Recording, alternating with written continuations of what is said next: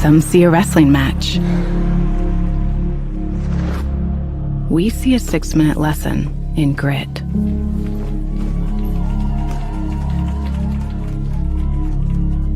Some see a coach sending a runner home. We see a mentor guiding a student athlete into the future.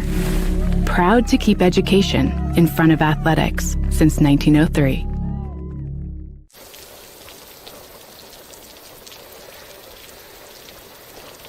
What? This means we get to talk to Denise. Your Indiana Farm Bureau insurance agent helps guide you through the process so you don't have to go it alone. Denise! Hey! Wow! Oh, we were just talking about you. That's so funny. In the heart of our community, we're more than just a school. Our dedicated staff ignites curiosity, critical thinking, collaboration, and creativity. With a range of programs, we nurture talents and build leaders. Our students excel driven by passion and support. Every success is a testament to hard work. Adams Central, where dedicated staff and student success go hand in hand. Rooted in the community and backed by extensive experience, Adams Health is here to diagnose the most complex conditions with care and compassion. We offer specialty care in women's health, orthopedics, sports medicine, urology, gastroenterology, pulmonology, neurology, and more. With multiple locations in Adams County, you'll get the care you need close to home. We see new patients quickly because your health shouldn't have to wait. Visit adamshospital.org to schedule today. Your health is our priority. For nearly 70 years, Baumgartner attorneys have provided dependable legal services to you, your parents, and your grandparents. With both Dave and Nick Baumgartner providing legal services, you can be assured that we'll be here for generations to come. Whether your legal needs include estate planning, estate settlements, real estate, corporations, LLCs, or personal injury, we're here to serve you. So come and visit us in Berne or call 589-3139. Baumgartner Attorneys. Legal services for you and your family. At Bellmont, your career starts in the classroom. With 16 career and technical education programs, we are the home of the biggest collection in Adams and Wells County. From arts to trade to business. We are Bellmont. Good at learning, good at life.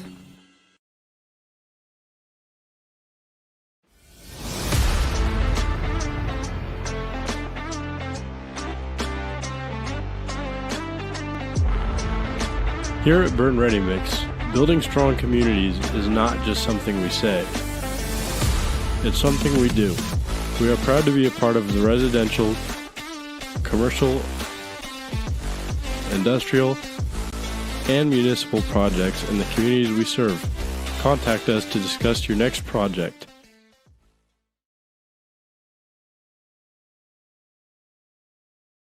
We are Best One. The best tires. The best customer service. Since 1948, Best One has been delivering quality and dependable tires and full-service automotive care to our customers.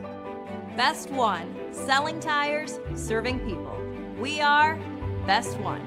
Visit our store or bestoneofmonroe.com to shop tires, request an appointment, and more. See these? See us at Best One of Monroe. Selling tires, serving people.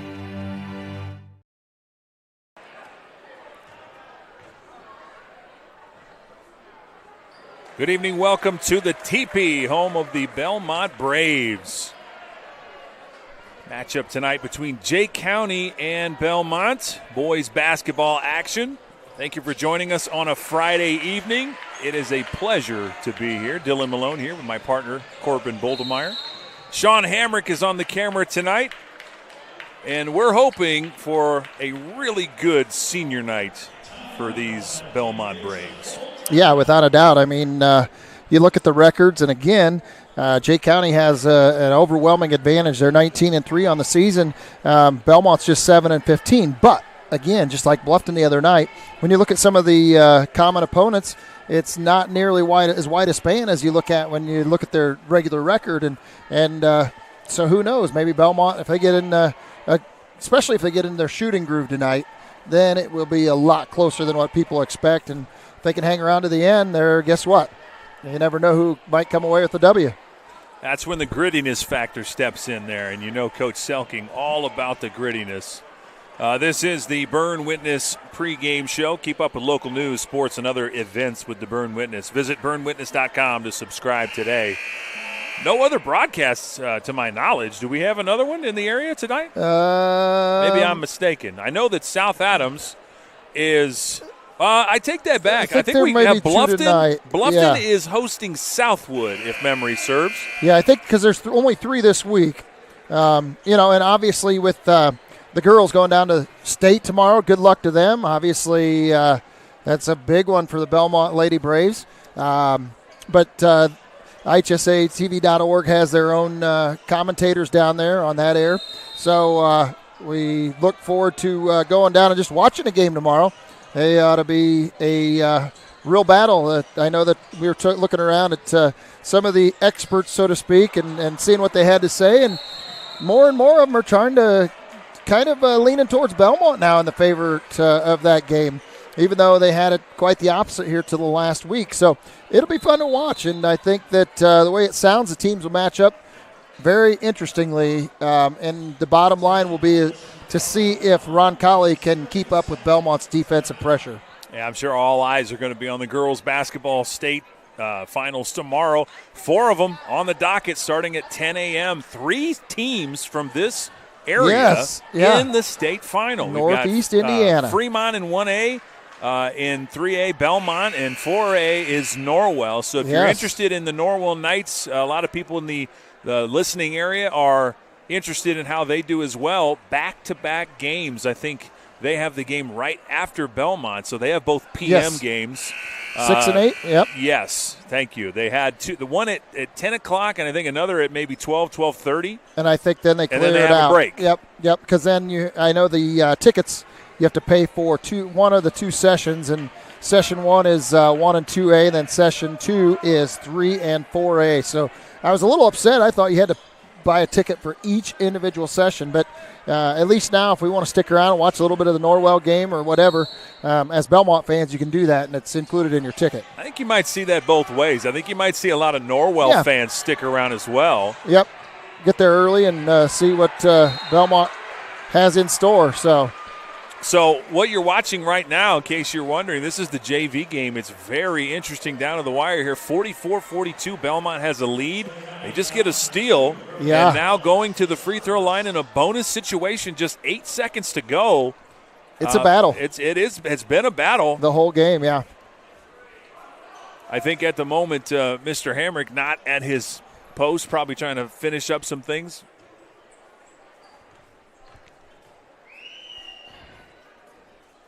Oh, Dayton Colclair, your first free throw was a miss there.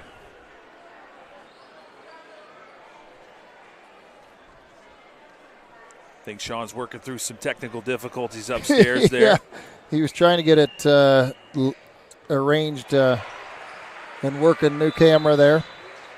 Yeah, so tonight it is Southwood at Bluffton to go along with our webcast here. And that was it for the week. I was thinking there was one on Thursday night, but obviously not according to our schedule or our calendar. It's an exciting enough weekend, that's for sure. Again, as we see a lot of the local teams here go on down to state. And then on top of that, I know Belmont has a couple swimmer divers that are going to be down at the state finals as well at I think it's at IU's natatorium, or IU in Indianapolis' natatorium, I believe. So good luck to them. Trying to think of any of the other activities that seasons are winding down here quickly. I think Sean is trying to get the tilt out of the camera, so hold your breath for just a minute. For those of you that may not be aware. If you didn't know you were going to be on a roller coaster today. JV is leading. Belmont's JV is leading Jay County Patriots JV 45-42 with 8.4 seconds left.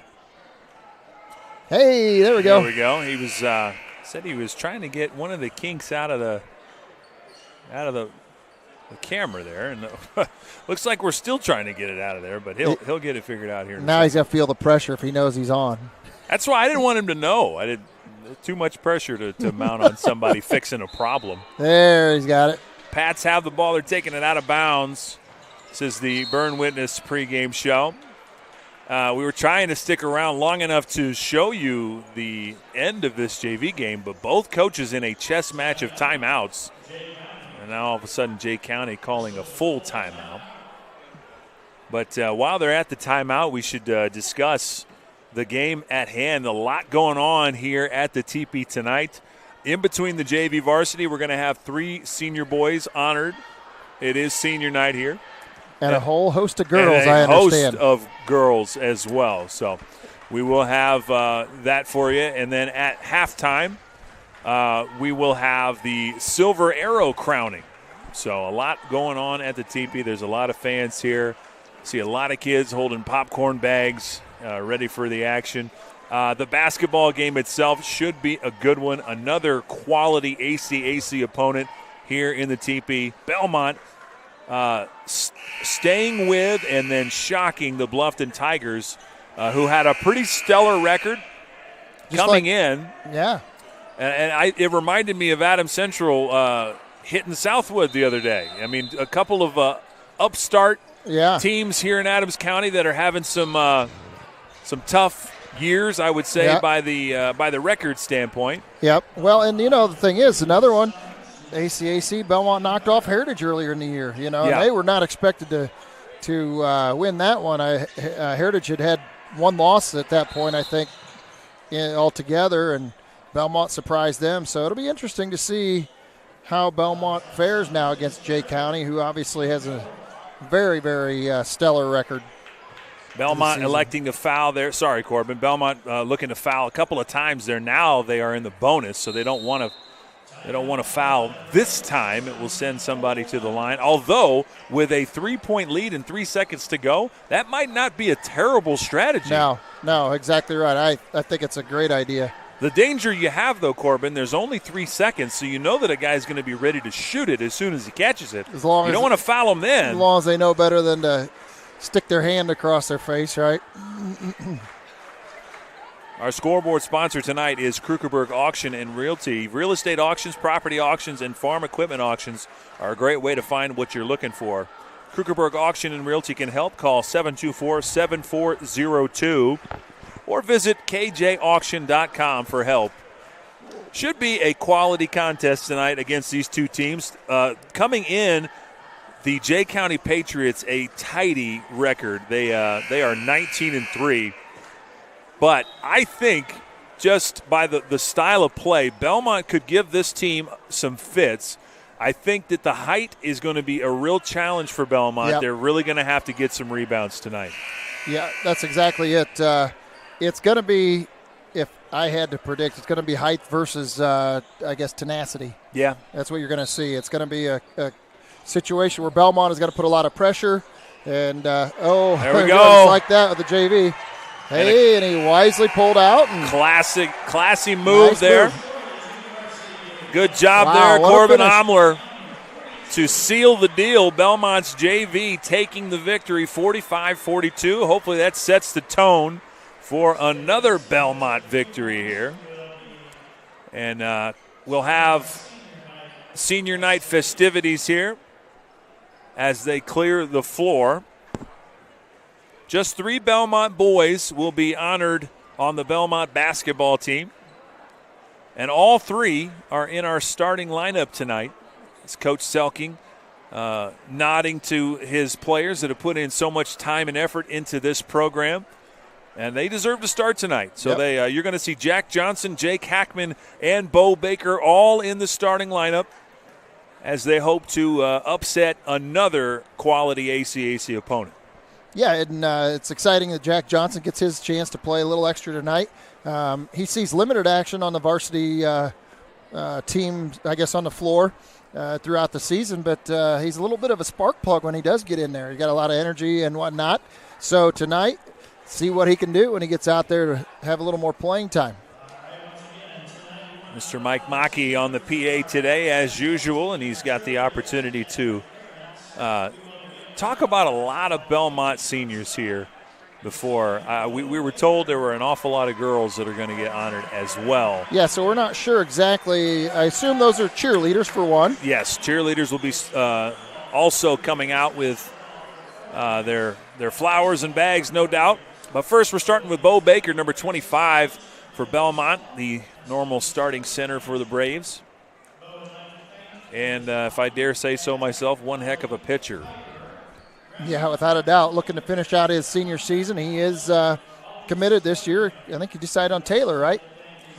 Your guess is as good as mine. I didn't hear where he had decided to go. I believe is where he had selected, but I could be wrong there as well. I'm sure some of the guys listening will actually send me a message if I'm off, but for some reason I was thinking Taylor. Usually when you say, I think it's this, you're usually right. Usually, but not always. I know better promise. than to argue. You tend to know a lot more about what's going on. Your ear is to the ground. Next up for the Bellmont Braves, we got number 10, Jake Hackman. He's coming in. Played a heck of a lot of soccer. I know that. Yeah, and Jake is coming back from quite the injury the other night. Got hit right in the nose and broke his nose. I think he'll be playing with a mask tonight, actually, to get back on the floor. So, he went down immediately after he got hit in the nose the other night against, let's see, who were they playing the other night when he did that? Lures, right? It was Lures. You're right. Yep, that was a rare Wednesday game. They had to move that game from its normal spot. Juggle some around for the girls' playoff games. So, yeah, that was one of those that really made everybody kind of cringe a little bit when he took that hit. Senior nights all across the state as the boys play a pretty busy Friday schedule. And then they're getting ready for Tuesday sectionals. These Bellmont Braves won't have to worry about Tuesday, but they will have a heck of a contest next Friday. Yes. We were anticipating the most likely candidate would be the New Haven Bulldogs. That's who we'd expect. And Bellmont tried to keep up with New Haven, so to speak, earlier in the season, but they just couldn't keep up with them. That bench is long and deep, let me tell you. A lot of athleticism there. If there's one thing you can say about when they played them December 19th. It was early enough in the season when you can say, have we grown? Do we understand our roles a little bit better? New Haven can probably say the same thing, though. Oh, so it might be, it was a 16-point loss at the time.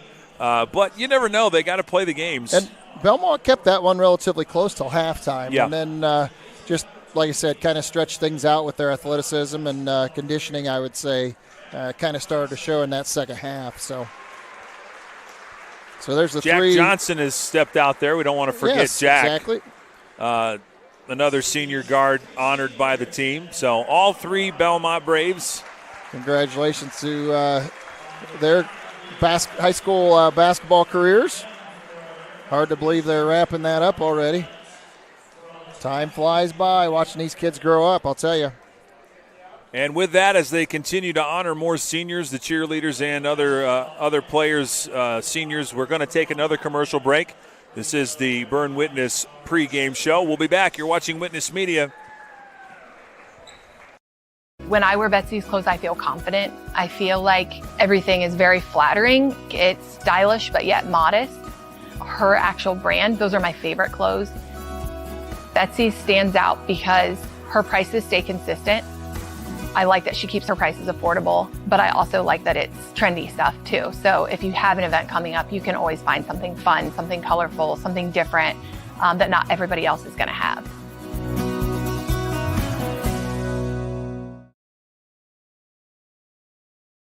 For over 70 years, Bixler Insurance has provided financial protection for our communities. We will protect your auto, home, farm, and business of any size. We can protect your family with a life insurance policy and help navigate your health insurance options, including Medicare and marketplace products. The world of insurance definitely has its ups and downs.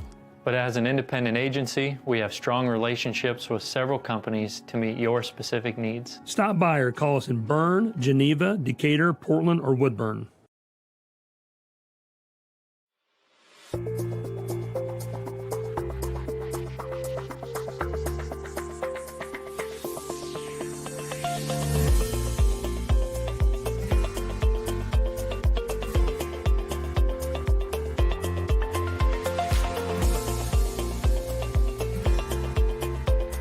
Bluff and Harrison MSD, schools of excellence, schools of choice. Every moment matters. Are you looking for a place where Christian values meets compassionate care? Christian Care Retirement Community has an independent living, assisted living, specialized memory care, and their new short-term rehabilitation program designed for the best in recovery. The mission of Christian Care is enriching senior living with Christian values and compassionate service, rooted in faith, guided by love, and dedicated to respect and stewardship. Join them in the experience to support community where Christian values shine through. Christian Care Retirement Community, where faith and care come together.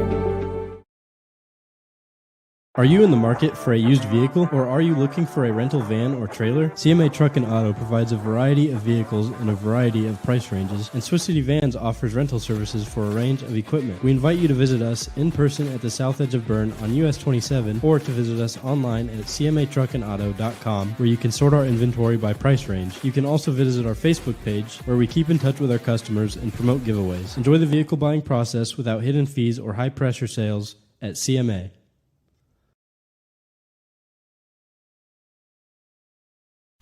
At Decatur Dental Services, all of our offices provide complete dental care, including crowns, bridges, and dentures, teeth whitening, orthodontics and Invisalign, restorations, preventative care, cosmetics, and sports mouth guards. In Decatur, Botox and Juvederm are available as well. We have offices in Decatur, Geneva, Berne, Bluffton, and Warren to serve you. To learn more about our doctors, office hours, and insurance information, please visit DecaturDentalIN.com or like us on Facebook. New patients are always welcome, as are patient referrals, so contact us today.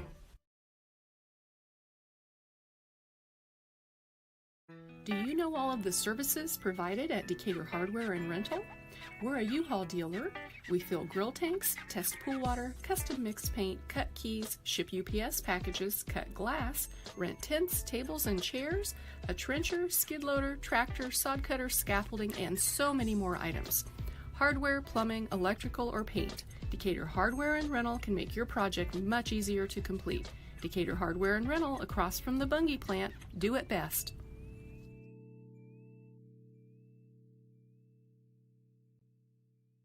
You're not just a homeowner, you're also a double-pane window that apparently weighs 800 pounds owner, an inconveniently located electrical outlet owner, and a kitchen floor made for triple axles owner. Fortunately, you're also an American Standard owner, which means you've got heating and cooling built and tested to keep going, no matter what happens. American Standard Heating and Air Conditioning, built to a higher standard. Or American Standard dealer, Don Myers, Plumbing, Heating, and Cooling.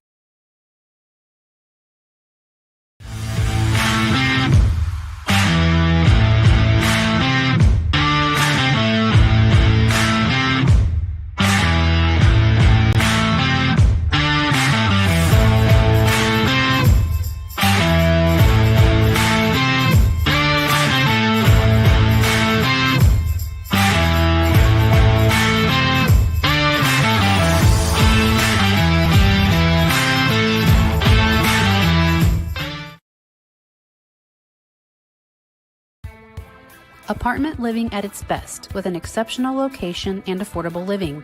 Located on 000 Road in Berne, Eastview Apartments are currently offering spacious 2-bedroom apartment homes with full-size washer, dryer, range, refrigerator, dishwasher, disposal, free maintenance, private entrances, balcony or patio, and much more. Please call 260-589-8602 for further information. We know you will be proud to call Eastview Apartments your home. In a world worried about the next post, next purchase, next minute, what if we focus on the important? over the fleeting. Invest in what lasts. With Everence, grow a fresh outlook to your financial future with financial services rooted in enduring values, faith and purpose, community and love, sharing and giving. Join Everence and make an impact.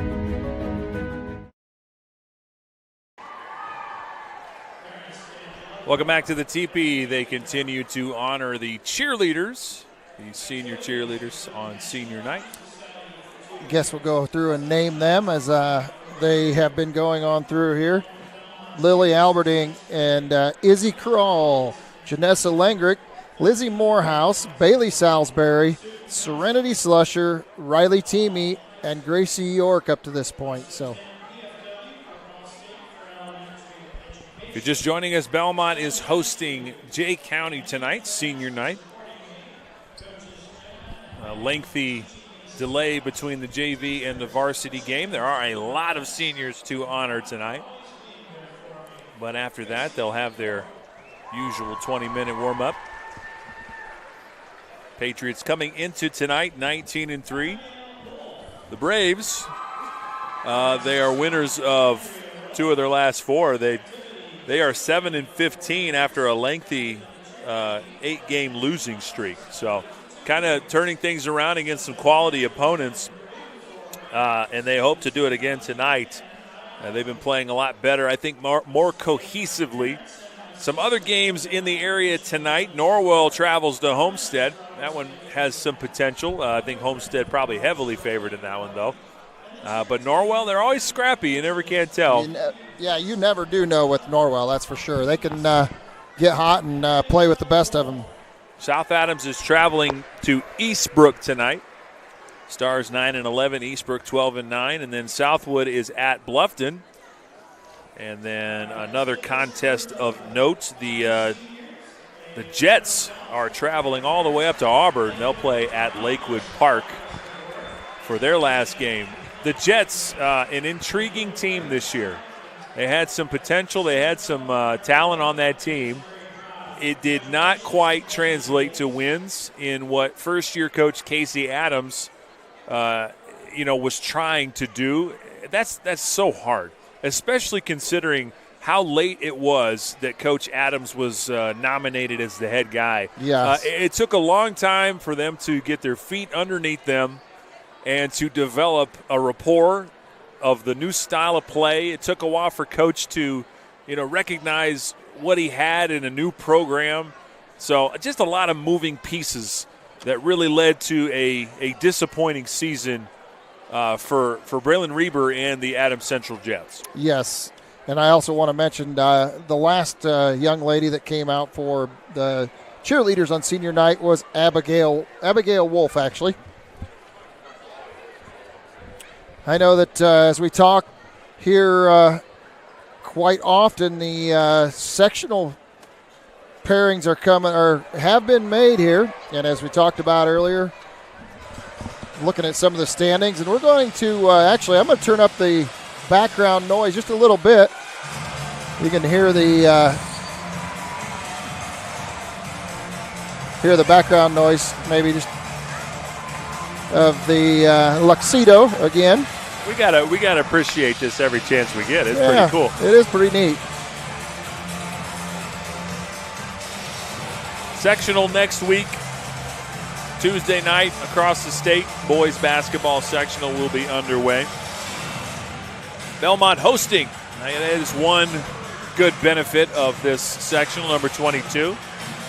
Norwell and Heritage will kick us off at 6 p.m., and then the game after that is Mississinawa and New Haven. I think that the Norwell Knights and the Heritage Patriots, I think that game has the potential to be the game of the sectional. I think you're right. That's a toss-up to me. I mean, Bellmont managed to knock off Heritage, but I'll tell you what, they had a really, really good night that night to do that. So I would agree with you completely that that's a toss-up coming your way. Marion comes in 5-15. They get the first bye. They'll get the winner of Norwell and Heritage, and I think that will be a tough game for both Norwell and Heritage because that record is not indicative of how good that Marion team is. They play a heavy Indy schedule. Yes. And they are very good.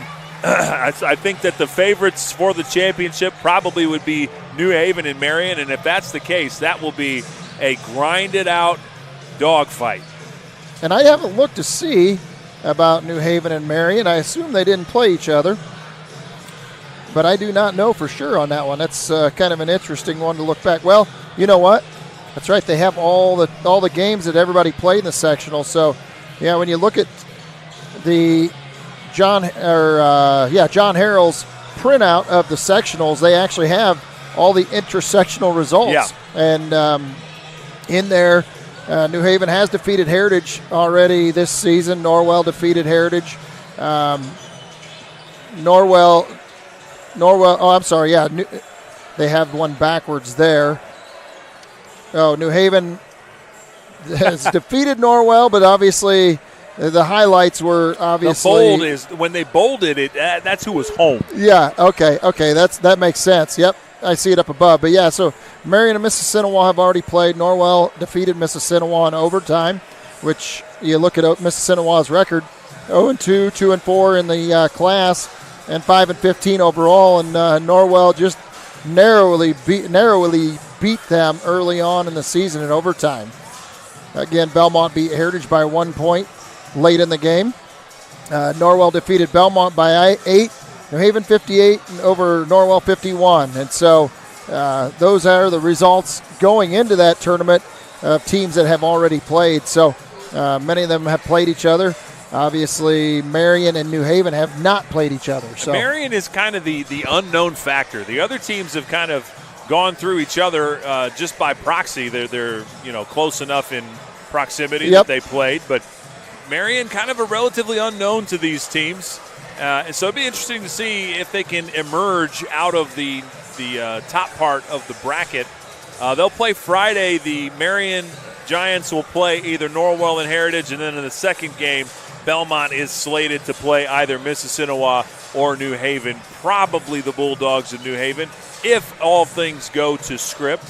Yeah, as long as it's not like the Mississinawa sectional 2 years ago where all the top seeds got knocked out. That was a heck of a crazy. sectional. A great example of why you have to play the game. Absolutely. Bellmont, who was number 2 in the state at that time, I believe. I mean, way up there.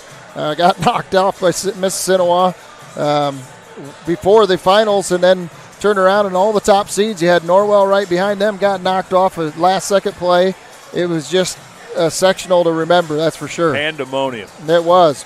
In the other sectional of note here for Jay County, they're in the Newcastle sectional. Yeah, they've got a dogfight down there. Yeah. I do think, though, Yorktown is going to be a tall task. I think so, too. But speaking of tall, I think Jay County's height will really benefit them. Yorktown, pretty savvy with their guard play. I wonder, that's what it's going to be.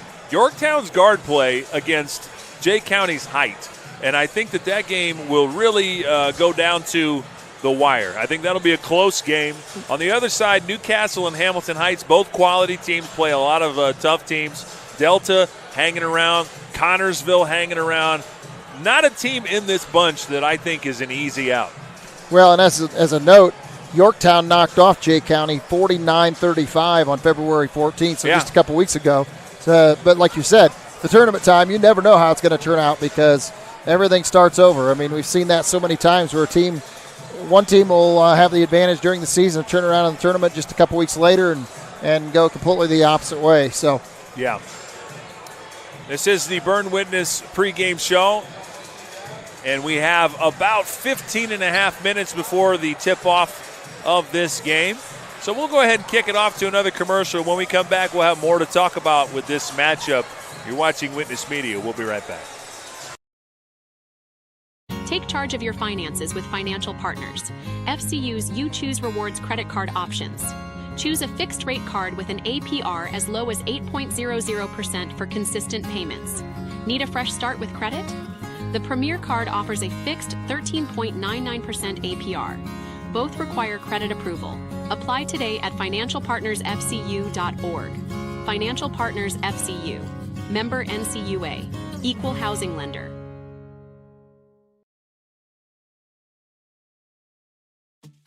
At First Bank of Berne, we believe strong local communities are good for everyone. It's why we invest in the lives and dreams of the people, businesses, and farmers in our hometowns. When you bank locally, our communities prosper because money is deposited, invested, and spent locally. At First Bank of Berne, improving the financial futures of those in our local communities is at the heart of everything we do.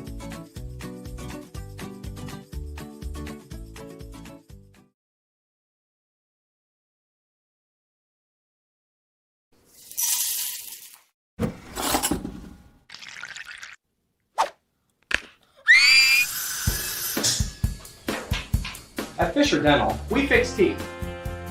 We also develop relationships with our patients and create lifelong friends. Here at Fisher Dental, we clean, extract, and fill teeth. We also make crowns, bridges, partials, and dentures. At Fisher Dental, we like smiles. And remember, we've got your back. And your teeth. Understanding our values allows us to make decisions on the best use of money. There's 4 things that we can do with it. We can live, we can give, we can owe, and we can grow. What are we spending money on? What causes are we wanting to support? From an O perspective, debt, taxes. But then growing, what is that we're saving towards? We believe that if we can help our clients manage the O and grow, it will give them great freedom to live and give. Contact us for a free consultation and we'll help you get started.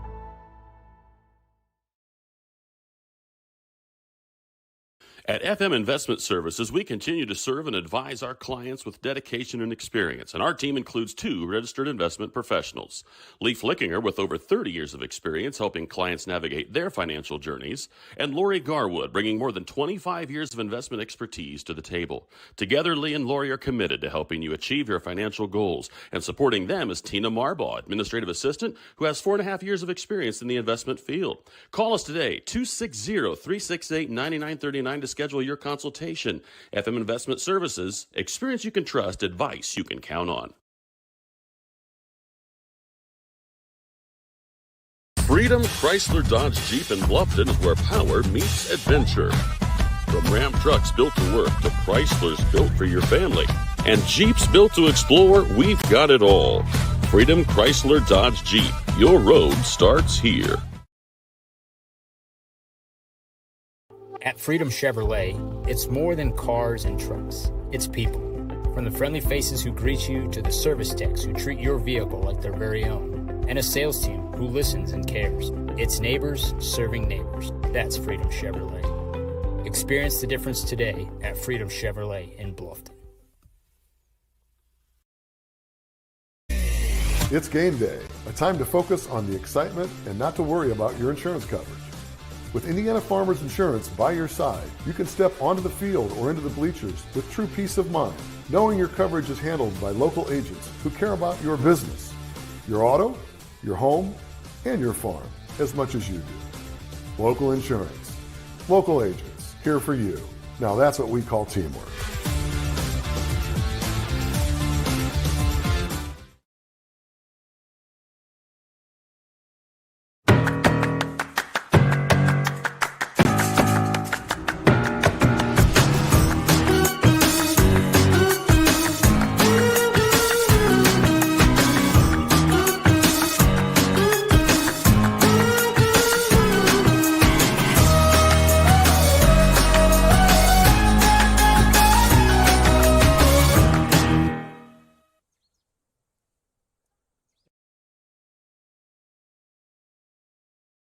We plan for everything, always looking ahead to successfully navigate the ups and downs that life brings our way.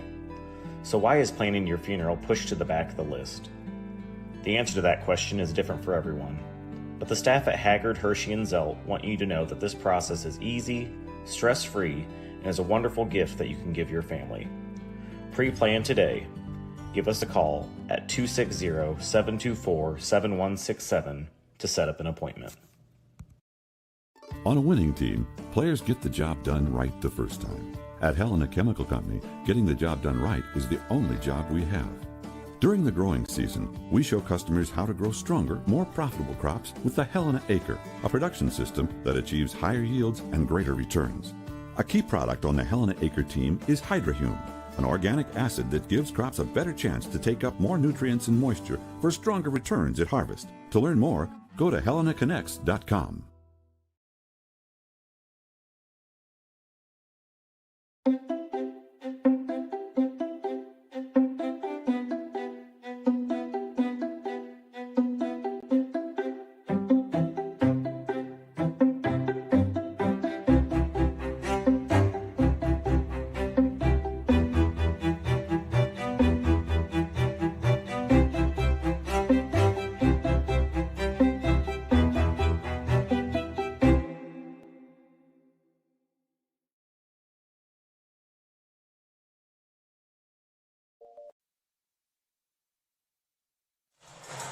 Welcome back to the TP. We've got about 9 minutes to go before tip-off. Let's go ahead and bring in the starting lineups for both teams.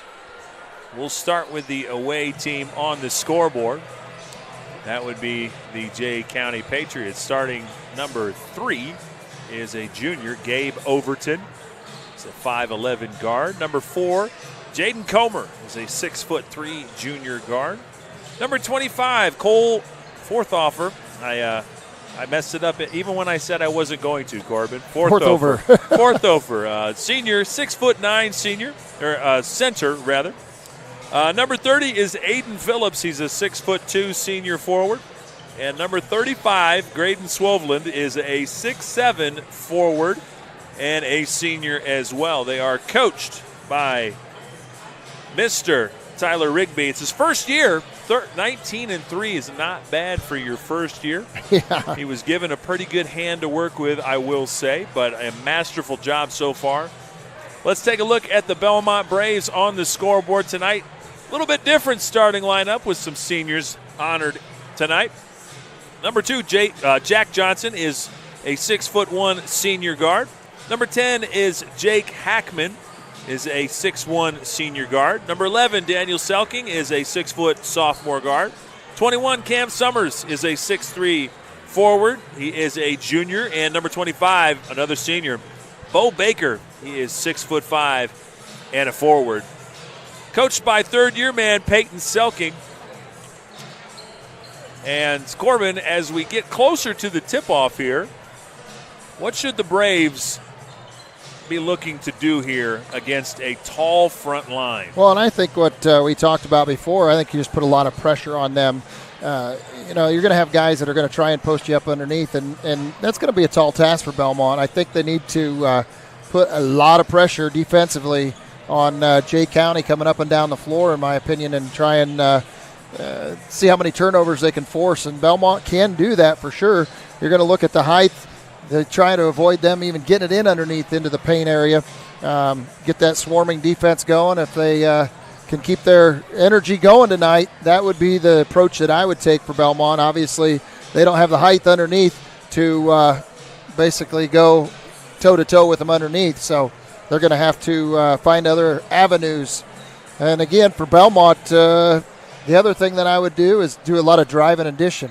Try to get some of these big guys to collapse on Bellmont and maybe draw a foul here and there and get the advantage there. Bellmont has to have guys step up and take shots. Yep. Whether they make them or not, that's not as important as the fact that they have to take them. Yes. They're going to key on Daniel Selking, as they always do. And the best that I've seen the Bellmont Braves play was against the South Adams Starfires, when we saw guys just with ease taking shots. And sometimes when you play an opponent that you have a good chance of beating.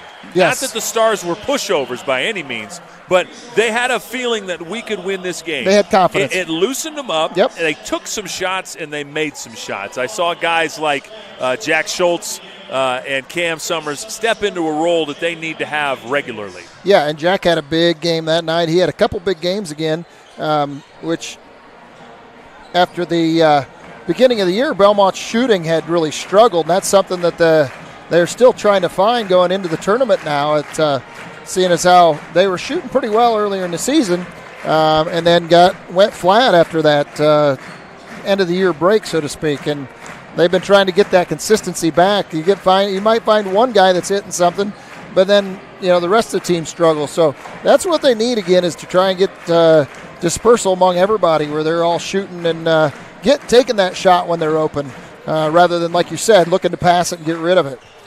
They're going to have to shoot the ball really well tonight, because with the height down low that the Pats are going to be bringing, the Bellmont Braves have to shoot the ball on the perimeter. And they're not going to get second chance efforts underneath more than likely.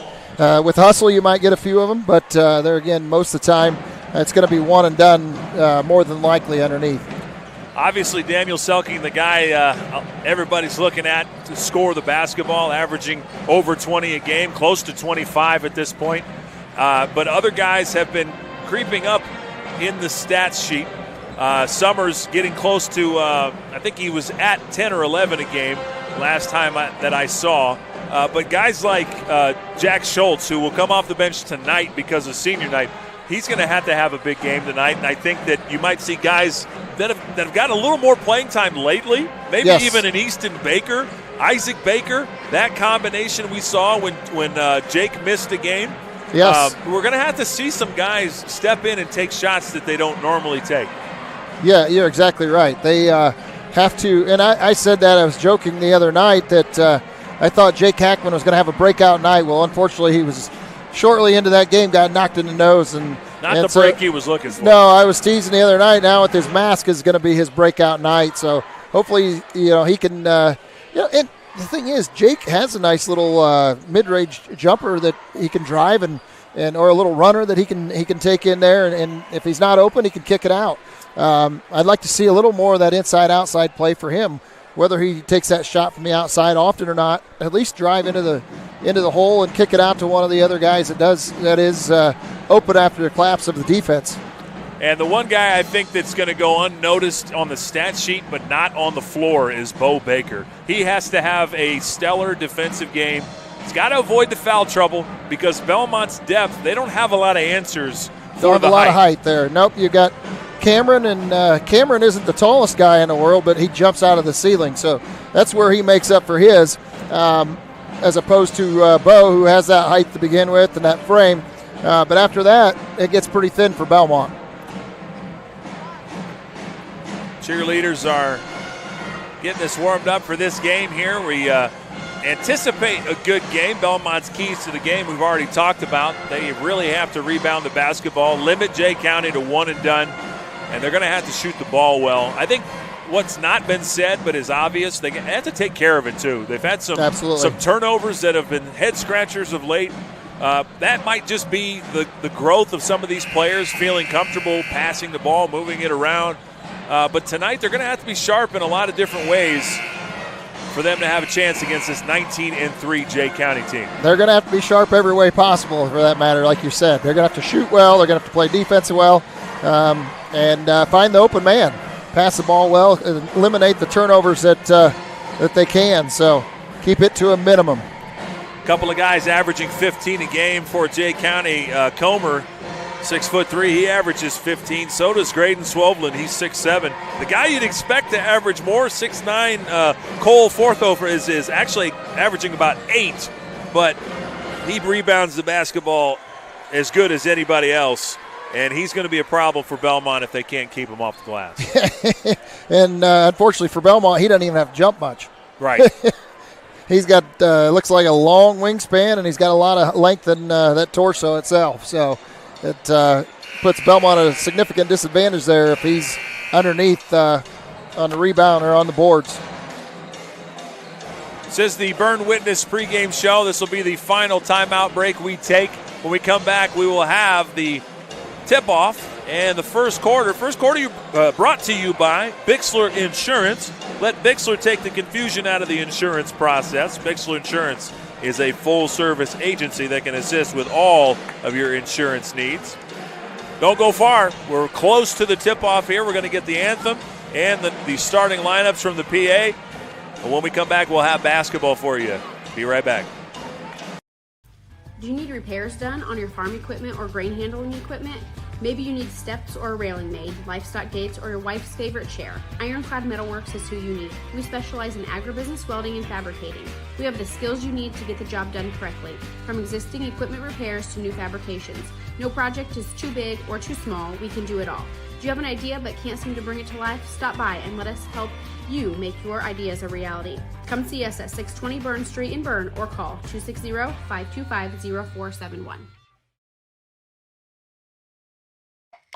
From dreamer to doer, bridging the gap between where we are and where we want to be, turning passion into profession, finding your true calling in a career, and bringing your dreams to life, it takes two things, the right path and the right people to walk alongside you.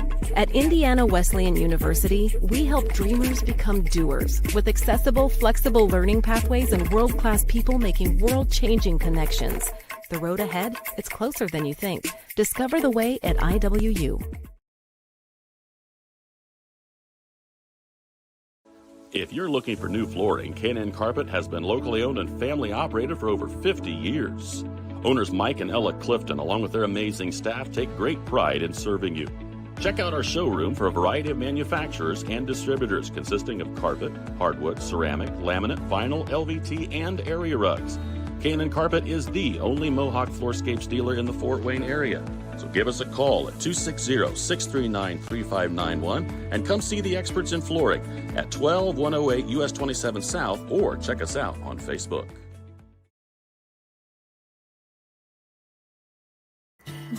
Here at the local Keystone Energy office in Monroe, our drivers, service technicians, administrative assistants, and sales staff are centered on you. We work hard to meet your energy needs with superior products and exceptional service. We are here to lead with purpose, serve with impact, grow responsibly with our local community, embrace our roots and humble beginnings. Keystone Cooperative Monroe team is centered on you.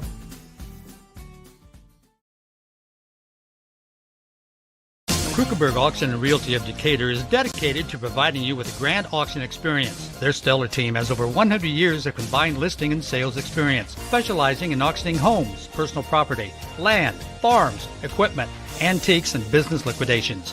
Licensed in Indiana and Ohio, call Krukeberg Auction and Realty at 724-7402 or stop by 1030 South 13th Street in Decatur. Make the best choice by making Krukeberg Auction and Realty your first choice for a grand auction and realty experience.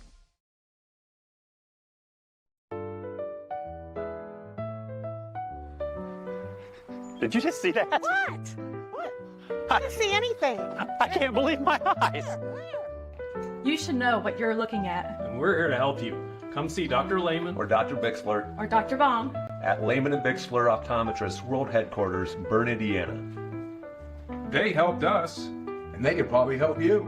Trust your vision to Lehman and Bixler Optometrists. Good call, Rap. Passion. It's inside the barn at 5 a.m. It's dirty boots, calloused hands, and the energy to keep going. Passion is every step, again and again.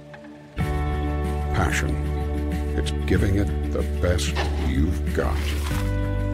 It's hard work that pays off.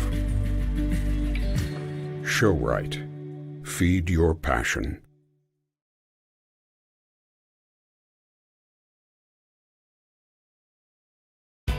M&M Market on the north side of Geneva has established a sterling reputation for the food they provide. Over 150 flavors of bratwurst, a wide selection of marinated chicken and pork chops, meat and cheese trays, and a 40-foot meat and deli case full of fresh-cut meats, cut daily. Come and schedule a special event meal for any budget on your next visit. Be sure to check our Facebook page for store hours and in-store specials.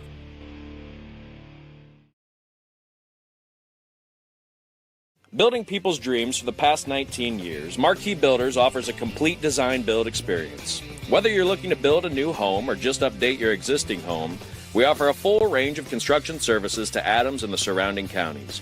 If you need help visualizing your project, we have a full-time design staff that can work with you to create the look of your dreams. Big or small, the attention to detail and exceptional quality is what all of our customers have come to expect. Give us a call for your free consultation. or stop in and visit us at our showroom in Berne. Welcome back to the TP. Bellmont hosting Jay County. Dylan Malone with Corbin Boldemeyer, Sean Hamrick on the camera tonight. This is the Bixler Insurance first quarter. As you can see, the Krugerberg scoreboard sponsor is up as well. And here we get another chance to see the Bellmont floor as the Braves are going to be introduced. Again, Jay County coming in 19-3. This is going to be a tall task for the Braves. Just played in this building just last week. Took out another tough ACAC team in the Bluffton Tigers. Let's see if they can do it again. That's what we're looking for tonight anyway. That's why you play one at a time. You know, the best part about this game is that it really has no bearing on any sort of conference ramifications or anything along those lines. It's just simply preparation for tournament play. So for both teams, there's some things they can work on tonight and try to improve or hone before the tournament gets started, which will be this coming week. So, like I said, this will wrap up the season for these teams, and they'll be ready to go right into the tournament play and see what kind of runs they can make. Looks like there must be a bit of a glitch with the Luxido system. Well, the moment you get comfortable and excited about it, then something's wrong, of course. That's right. Got some festivities still going on for the Braves at halftime as Mr. Mackey's improvising on the fly. They're going to turn the lights back on. But for the Braves, the Silver Arrow will take place at halftime as well. So that's right. Still some things to go on here in the middle of the game. Crowning of the Silver Arrow Queen. Now, there is no Silver Arrow King when it comes to Silver Arrow, but there is a queen. Well, the Luxido did not work for the starting lineup tonight. Not sure what the issue was, so instead they went back to the old safety net of Mr. Mackey. He's obviously been doing this for a couple years. He knows what he's doing. Yeah. Malfunction with the equipment. I blame Elon Musk somehow. There you go. Somehow it was his fault. Pats have a formidable front line. They start a couple of guys 6'3", and then you go up from there. 6'7", 6'9". Some height for the Jay County Patriots. And their guards are no slouches either. They get after it. They are defensively minded, and they like to methodically get some points in the paint when they're forced into the half court. But they're not afraid to run, Corbin, and they will do that if the Braves will turn the ball over. That's exactly what we'll find out here quickly, if Bellmont can weather, or I guess either team can weather that pressure defense and get out and run on the turnovers that they create. Try to keep an eye on other scores around the area. All the boys' teams in action across the state. Might be a few exceptions, but for the most part, we got a busy slate of games. I know the only local game, Bluffton is hosting Southwood. That'll be an interesting game as the Pats get the tip.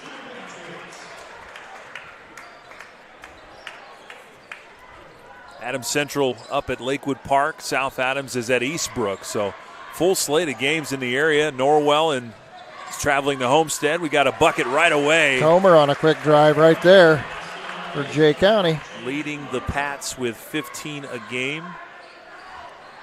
Just percentage points over Graydon Swoveland, who's got around 15 as well. And when you look at him, you wouldn't think he was going to be some dominating player, but just one of those kids that has that knack for being where the ball needs to be. They call that having a nose for the ball. That's absolutely right. I don't know where that idiom came from, but that's what it is. Dwenger had one of them the other night, that's for sure, when Bellmont played them. Forget his name exactly, but it was a similar situation. Pull up from the free throw line, no good. Pat's going the other way. Overton up to the top of the key. Oh, almost a deep-looking three, and they'll reset. Good discipline by the Braves there. Overton's out top on the logo. And they're going to set up a play. High screen. Oh, boy. That one is off. Way Rebounded out for by Comer. Summers. Rebound goes to Bellmont, huh?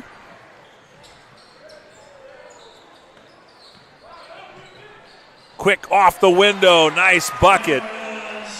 Summers didn't have to give it up. Cameron Summers, the other night had a solid game with Dwenger, even though he, again, they came out as a loss with that. He still had a pretty good game there. Swollen with a nice-looking jumper. About 15 foot away, maybe 17, but that is a 4-2 game here for Jay County. A comfortable-looking jumper. Selking has it on the wing, looking for some daylight, finds Baker. Now he's in trouble with a double, somehow got the ball away, and it squirts over to the senior who takes it up. Oh, but Bo Baker cleans it up. Love the drive, and we said it. Jake Hackman, you got to take those shots. That's right, exactly. And Good things happen. I like what he can do in there. If he just had that confidence, he can really add to their offense here when he does those type of drive and look to kick out if he has to. Another three-point try. Swollen a little short. Ball tipped around. Bellmont has it. Summers on the run, behind his back, to the hoop, and he's going to go to the line. A confident Cam Summers in the first quarter.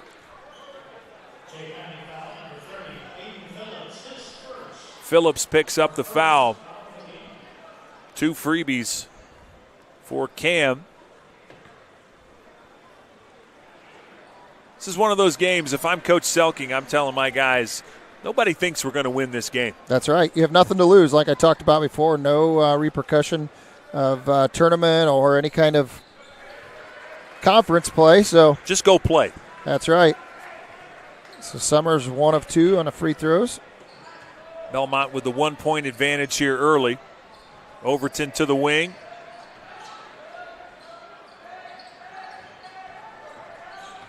Swollen, tipped out of bounds, hits a cheerleader square on the noggin. Jay County's going to keep it. She's laughing about it. She's okay. Seems to be okay. I mean, she had no idea that thing was coming. Fortunately, it was tipped. It wasn't coming very fast. Swollen has it, kicks to the wing. Good quick move, and they call a late whistle. I think it's the right call, though. Yeah, that was definitely a late whistle, that's for sure.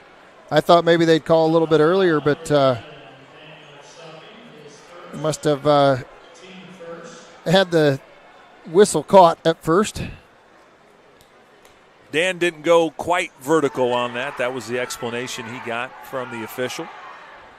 And at the free throw line is Overton. He averages 7 a game. Cole Forthover, 6'9". He averages 8 per game. Rather even scoring, as you talked about. Second one is good as well. Both freebies good, 6-5. The only difference in the game, a missed free throw by the Braves. Seniors getting some run. All 3 of them for the Bellmont Braves.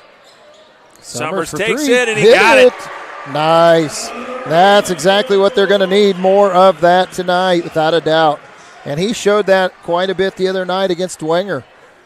6 points early in the game for him. He scored in every way possible. 2-pointer, free throw, and now a 3. Swollen looking for that jumper. He'll take another 17-footer. Left it short, cleaned it up. Rebound. And he shuffled the foot. It over. First turnover for the Pats. Braves hoping for a clean game as well. Yeah. So far, so good. The first half of the first quarter. Yep. First 4 minutes are gone, and oh no, Jake took a shot. I think he took a shot where he didn't want to get a shot. That's for sure. I think he might be holding his breath right now. And a turnover for Bellmont. Yeah, Jake a little shaken up. He's jumping up and down trying to get his bearings, if you know what I mean. Trying to get some feeling back there. Oh. And we're going to get a foul before the shot. On the floor beforehand. So Cam Summers. Oh, I'm sorry, Jake Hackman. They got Hackman on the reach before Summers got to it. Hackman still grabbing a little bit. Swovlin, just about had the end one. Baker bit on the fake.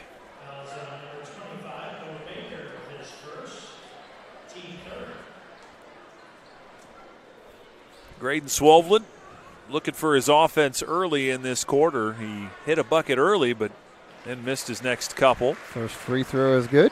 Now he's back at the free throw line.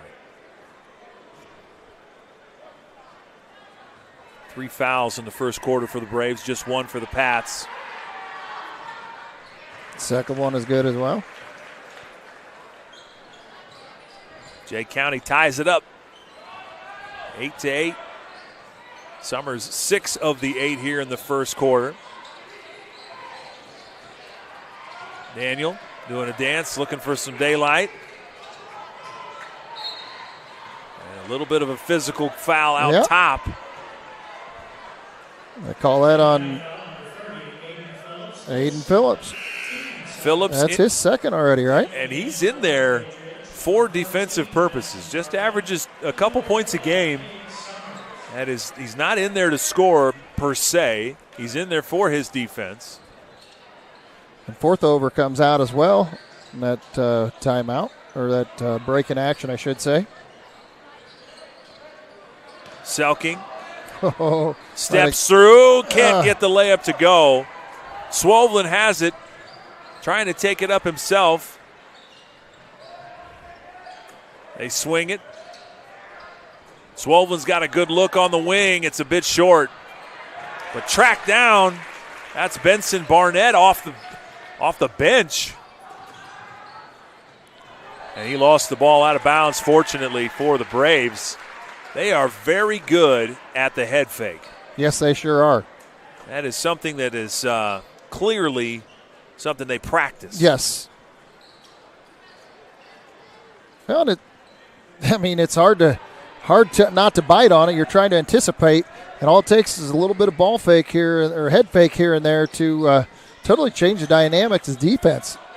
Oh, there's a steal right there. Oh, Cameron Summers on the block. They called they foul. got it for a foul. Woo! I think he might have got him on the arm just a little bit on the swing through. Fans don't like it.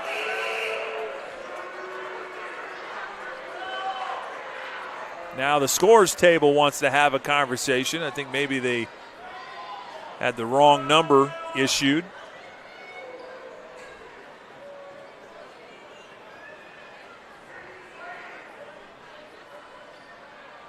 Turnover led to an opportunity, though. Belmont's going to have to limit those.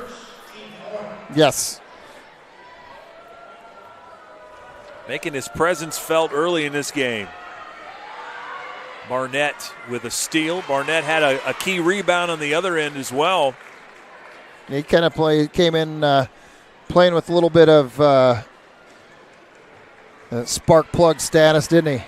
Little electricity there. I think you kind of have to. He misses the second free throw. But if you're listed at 5'10" on this team, you got to have to be a spark plug somehow. Yeah, yep. A lot of height to go around here for the Pats. Selking gets to the hoop. Oh boy. Daniel Selking on the layup. Cameron Summers followed it. He was very close to getting that goaltending call. Yeah, in fact, Jay County wanted the offensive goaltending. Comer for 3. He was fully ready to jam that back home, but yeah, he was. Did not need to on that one. Well, a lot of hand checking. They do call it this time. Barnett, a little physical. Yep. Nothing wrong with that. Third foul as we get a couple checking into the game for Bellmont. Hackman steps out, so does Johnson. And we got into the ball game, Jack Schultz. And Isaac Baker. Isaac Baker into the game. So a couple of subs in. Yep. Seniors played good minutes there. First quarter. Sure we'll see him again. And Isaac, this is their starting lineup the last couple games. Selking from way out. Fortunately, no good. Cannot connect. On the other end, Swollen stepping through a double team. Selking comes up with the rebound. Bellmont down just 2. Selking spins his way in. No call. We're going the other way. Swollen has it on the inside. They kick to the corner, and now they'll reset. Good job defensively by the Braves there. Kick to the corner. Swollen's got a great look at it, and he knocked it down. He hits it. 7 points in the first quarter for Swollen. That's his first 3 of the game. 7 of the 15.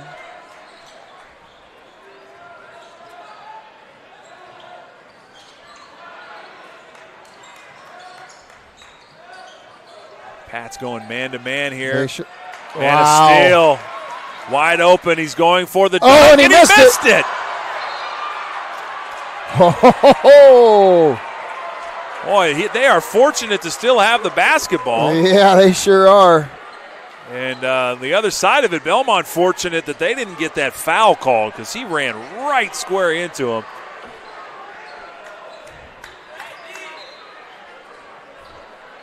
Kind of a zany play here. Yeah, all the way around there.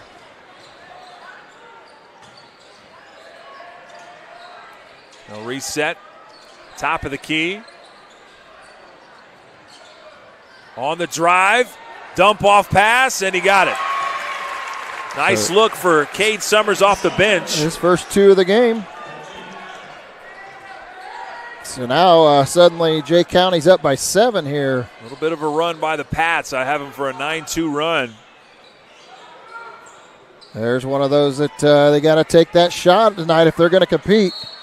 Oh, Put Kevin back. Summers on the and 1. Summers has had himself a first quarter.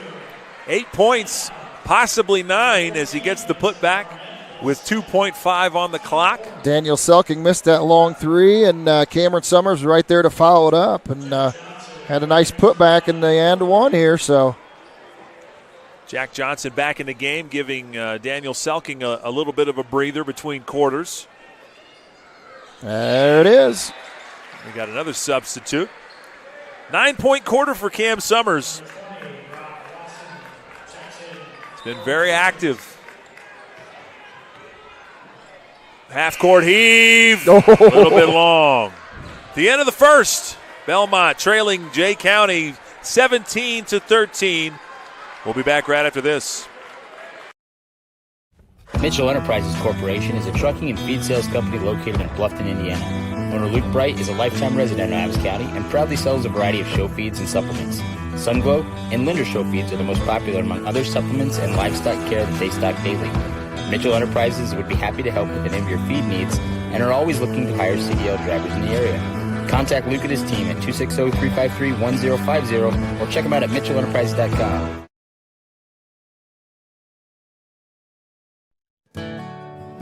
Ms. Lehman Realtors and Auctioneers have been serving this great community since 1960. We are here to help you through all stages of life. From commercial properties to auctions to farmland and equipment and owning your first home. We have the expertise and experience you can count on. Visit us in person or online at MsLehman.com. Back at the TP. Close game, 17-13. Jay County with the lead. Second quarter brought to you by Sprunger & Sprunger. Founded by Corey and Allison Sprunger, from adoption to advanced elder law planning and everything in between. Sprunger & Sprunger is a full-service law firm with offices in Berne, Bluffton, Portland, Waynedale, Angola, and Fort Wayne. Visiting Sprunger & Sprunger for all your legal needs is easy and convenient. Out of the timeout, Selking looking for daylight. Corbin still tabulating some stats for the first quarter. It was a good one. We saw some good effort on both sides. Summers got away with a walk there. And we get a hand check call. Pats fans don't like it. I think that one's on Comer, isn't it? Oh, no, I guess not. It's going to be on Wasson. Brock Wasson into the game. Floater for Selke. There, he's got it. Just his second basket of the game. Yeah, just a driving layup in that first quarter was the only one he got to go. Yep.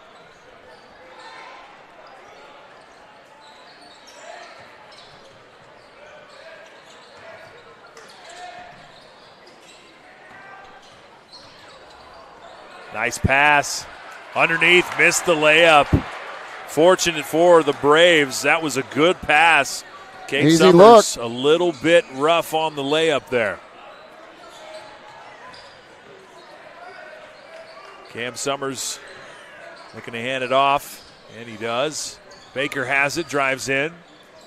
Now Schultz hands it off to Selke. Corner, 3-ball. Just long.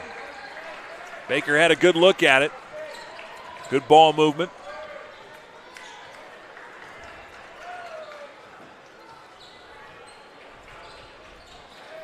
Now the Pats look to respond here. Deep three. That one is long. Rebounded by Summers. And quickly the other way.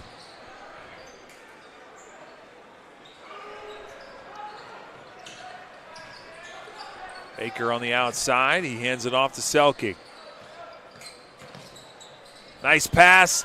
Baker got it swallowed up by a couple of Patriots in the area. And a tough basket. They missed it. Summers cleans it up, though.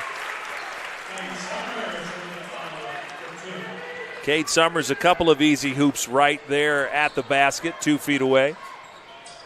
Give him 4. And Dan with another one. Good drive. He's got 6. Score's now 19-17 in favor of the Patriots.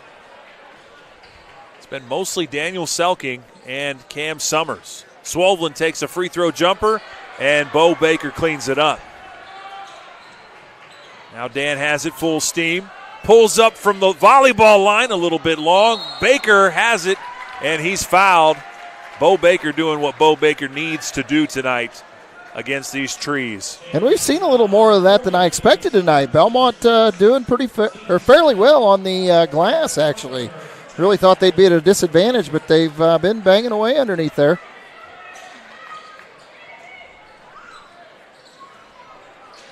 Baker gets it. He's in the corner. He'll hand it off to another Baker, and boy, almost another steal. It's going to be a jump ball. Isaac Baker, that's the second time we've seen Comer with the pickpocket. Yeah, he just got very quick hands. I think on the nights where they're calling it close, he'd probably have a couple fouls, but when they're not, he's picking that out of there pretty slick. Well, 2 of the 4 Bellmont turnovers have been that. Comer steal. And speaking of steals, Baker fighting his way to a layup, and he can't finish it, but he's fouled. They do call the foul. You do not think that your 6'5" forward is going to get it to the hoop. He's got a smile on his face. He took it right down the floor. Hey, senior night, remember? It is senior night. Anything's possible. Bo Baker to the free throw line. He was not going to be denied. He had to split 2 Jay County Patriots just to get there. Braves leaving a few points on the line here tonight. He'll get another one. Close game. It's exactly what we wanted. And give him one. I have him for 3 points. Do you have that? That's correct. Yep. Couldn't remember what basket he had there in the first quarter. But 3 points for Bo and a 1-point game for Bellmont. Down just 1. Swolven hands it off. Drive. Kick out. 3-point try. Comer no good. But another putback. Boy, Bo Baker did everything he could to keep two Patriots off the boards. Wasson there on that jumper. Wasson was the free man. Selking trapped out there. Oh, and they take the ball away. Another turnover for Bellmont. 5th of the game. Swoveland has it, surveying the defense. 3-point try on the outside, no good. Rebounded by Selking. We're going the other way.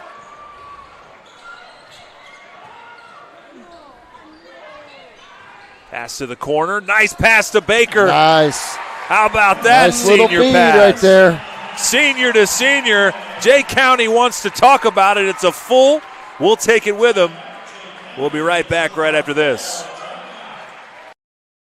Since opening Miller Land Surveying in 2005, we've grown to not only service Adams County, but the entire Northeast Indiana region. Business growth has led us to expand with additional field crews, advanced technology, locations in both Monroe and Fort Wayne. Miller Land Surveying partners with various clients to aid in residential and commercial real estate transactions, development of schools, industrial parks, subdivisions, various commercial development projects, and more. At Miller Land Surveying, precision and professionalism is where we draw the line. At Mosier Motors, we got you covered. From plug-in hybrids to full electric vehicles. From small trucks to the F-150, all the way up to Super Duties, Mosier Motors has got you covered. From small SUVs to mid-size SUVs, up to large SUVs, Mosier Motors has you covered. And be sure to come in and check out our lineup of Lincolns. Heavy-duty mechanics trucks with welders, air compressors, and cranes. Dump trucks in every size. You need to move a couple thousand gallons of water? We got the truck. Full commercial shop for your heavy truck service needs. When you think about it, Mosier Ford has a vehicle for almost every single application.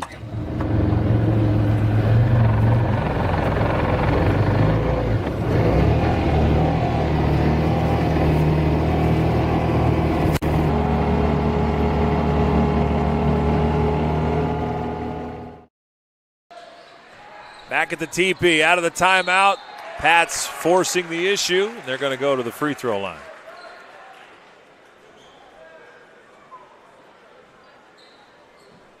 What do you suppose that timeout was about there, Corbin? What do you think was the main focus? Well, I'm not sure exactly. I think, he's probably not very happy right now from the standpoint Bellmont at 5-15. Jay County should be running away from them, but I think tonight could be one of those surprise nights, just like you predicted before. Belmont's been playing teams a little bit tougher. I think Dwenger, the exception, not the rule. Jay County misses both those. Unfortunately, they got the rebound. Nice layup. Made up for two missed free throws. Wasson's got 4 off the bench. Lead back to 3. Schultz looking to go baseline. Throws it away. This is where you don't want the Patriots in the open court. Bellmont does a good job getting back. Deep 3, and it's good. And now we got a timeout by the Bellmont Braves. We'll keep it right here. Just a 30-second timeout. Comer was almost in the parking lot there, Corbin. That looked about like a Selking 3 right there. That we're used to seeing him shoot from out there. And Comer, no doubt. I mean, like I said, does he look like one of those dominating basketball players? No, definitely not. Pretty small of stature, thin, but I tell you what, he's got a knack for the ball, as we talked about before, and he can shoot from anywhere on the floor. And he has no problem picking the ball right out of your pocket either. Remind me of the score at the end of the first. Belmont was down just a few. 17-13 at the end of one. I didn't write it down. I normally just write that down. Well, half the time I forget to write it down, and then I got to go back and calculate. Yeah, but out of the break, Belmont brought it close, but Jay County with a mini 5-0 run here. Thanks to that three-pointer. Oh, Bo Baker for 3. Oh, off Left the side. A little short. I don't mind the look. No, he is open. As we talked about earlier, you got to take the shot. The only one you're guaranteed not to make is the one you don't take. 3-pointer from the corner, rebounded and headed this way. That's Easton Baker. Selking takes the 3. It's long. Just been He off just a little. could not get the ball to fall for him. So the Pats' largest lead of the game for them, 26-20. I think they were up by 7 at one point before, weren't they? And Bellmont. You might be right. I think they were up by 7 at one point, but Bellmont managed to close it back up. And I think that's when the coach decided, all right, we went from 7 to 1. We're going to have a little discussion here. Ooh, jump ball. Should belong to the Bellmont Braves. Yeah, I believe that should go to Bellmont. Turnover number 3 for the Pats. Yes. See if Bellmont can build off of that. Jake Hackman has the ball back into the ball game. Selking, Easton Baker, Bo Baker. There's tough drive. Nice drive. Draws a foul. We And talked about Cam this a little Summers. bit earlier, driving on those big guys, trying to draw some fouls. Yeah, because you can't just settle for that three-point shot. No. Got to make them work on defense a little bit. Try and take a couple of those guys out of there. It would definitely change the complexity of the lineups. Free throw. Good for Summers. Building on his first half. He's got 10 now by my count. Yep, that's what I've got as well. Oh. Can't not get that one. They've been splitting at the line all the entire Season. first half. Well, all season probably is right it's just as well. Been pretty consistent there that they have that split, but oh boy, Comer had a good look there. Onto the inside. Nice feed right Just there. put it right in his lap. They almost handed it to him right on the rim. His first score of the game for Forthofer, but that was an assist by definition. Three-pointer from the corner is Selking. All right, well, that's what we've been waiting for. Brings it back down to a 4-point lead. Finally had a decent look at it. He's really had to work for these looks in this first half. Oh, yeah, he sure has. They have not given him any easy looks, that's for sure. Oh, he got the charge. Boy, that's Forthofer. That is a tough call, honestly. That is a real tough one. I get that he put the forearm into the chest, but looked like he was still kind of sliding over there. That's a close one. It could go either way. Bellmont will take it. And, that's number 2 on Forthofer, so. And, yeah, he will take a seat. I tell you what, the backup bigs, though, for Jay County have given them pretty good minutes. Yes, they sure have. Off the bench, Summers, he's back in. He's done pretty well, and we get a foul away from the ball. That's Swoblin. That's his second now. A little bit of foul trouble for the Pats. And, that's part of the game, though. I mean, I know their fans are a little upset, but they play a physical game, and with that, you got to expect a few extra fouls. Bellmont, again, just done a nice job chipping into this deficit. If they hit their free throws with any kind of regularity, they'd be tied up. Yep. Maybe even with a lead here, but Summers done a good job getting to the line all first half here. Second one's good, just like clockwork. They hit just about 50%. They're dialing up the pressure here just to give Jay County a different look. Back to a 3-point lead now for Jay County. And Jake Hackman tips the ball way out of bounds. Look at the handles. Coach Selking. Yeah. He's played a time or two. He's still young, Oh, yeah. He has reflexes yet. Unlike the rest of us where it would have hit us in the head or, in the face at this point. Oh, that would have been an injury for me. 3-point try, top of the key. Wow, what a shot. Comer. And now Selking will have a look. It'll count if it goes off the back of the rim. An exciting end to the first half. Bellmont down 6, but within striking distance against a good Jay County team. At the half, we'll talk about some stats and what the Braves have to do to get back in this thing. Brought to you by Adams Memorial Hospital, the halftime show. We'll be back right after a few messages. Stick around. Any brand, any color. You break it, we'll fix it. Newspawn Mechanical is located just north of Berne, along with over 175 years of combined service in the field. Newspawn Mechanical offers a wide range of rental equipment and attachments. If you're looking to upgrade your equipment or starting from scratch, whether it's new or used, they can help to find the right machine for you. Stop and see the full line of Gale and Manitou equipment with leasing and financing options available, along with a full line of Manitou parts and attachments. Call 260-589-3802 to find out what we have to offer. Do you have sports injuries, knee pain, shoulder pain, headaches, arthritis pain, or just want to maintain a healthy lifestyle? Reynolds Chiropractic is the answer. Dr. Jade utilizes gentle, low-force, instrument-assisted, and hands-on adjusting.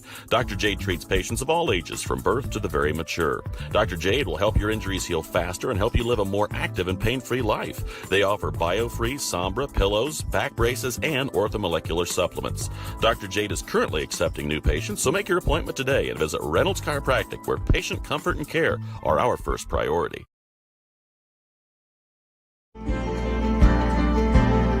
Sharing happiness, displaying confidence, and promoting health. Your smile does a lot for you. And at Riverstone Dental, we make smiles happen. Across 2 locations at Riverstone Dental, our compassionate dentists and caring staff provides unparalleled care to patients of all ages. Using the latest technology and procedures, we offer an extensive list of general dentistry services. Whether you're stopping in for your routine cleaning and checkup, or you need restorative care, including implants, crowns, bridges, and more, we'll provide quick, comfortable care. Additionally, we perform orthodontic procedures as well.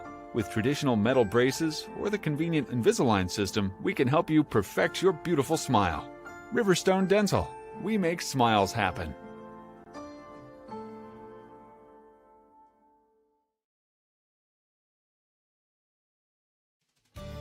Here at RK Financial, we're proud to serve the families and businesses that make our communities strong.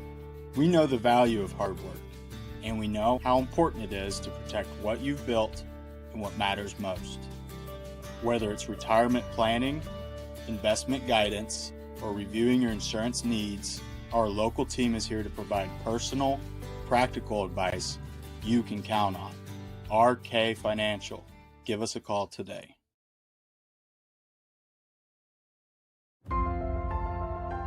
Innovative instruction, award-winning programs, exceptional curriculum. At South Adams, we believe in the power of community. Here, we support each other, celebrate together, and treasure what truly matters most: family. We are Starfires. Looking to elevate your construction project? Schwartz Contracting is here to deliver. With over 20 years in the industry, owner Dan Schwartz has been providing reliable home construction, barn buildings, pole barns, garages, barns, and barn dominiums throughout Adams County and beyond. When it comes to building your dream home or an impressive new barn, Dan Schwartz and his team are the ultimate champions. When you choose SCI, you're getting a team that brings expertise and commitment to take down every project. They're all about getting the job done right. Are you ready to tackle your next project? Contact Dan Schwartz at 260-525-0266, Schwartz Contracting, where solid construction is always the winning move.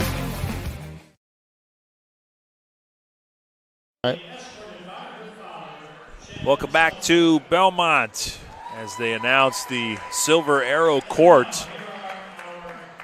A member from the freshman, sophomore, and junior class, along with some seniors who will be, one of which will be chosen as the Silver Arrow Queen.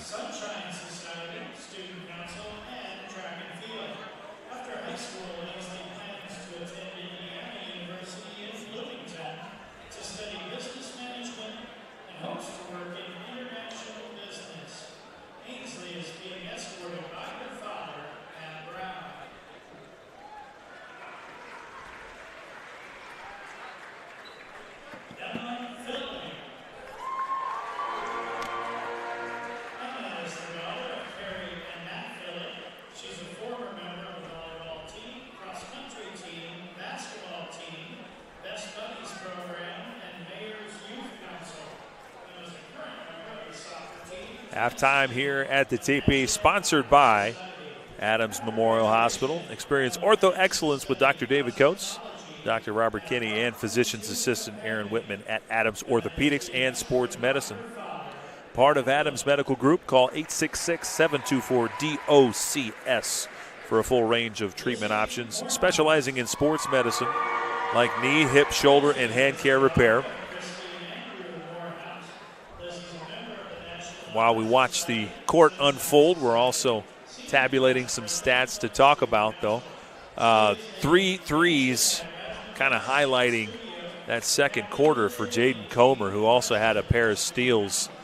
He's just had his fingerprints all over that first half. 11 points for him, but he's been kind of the difference for this game, as is some free throw shooting for the Bellmont Braves. Exactly. Those two things combined, I think that makes up the difference here. Yep, I think you're exactly right. The Bellmont is just in their free throws.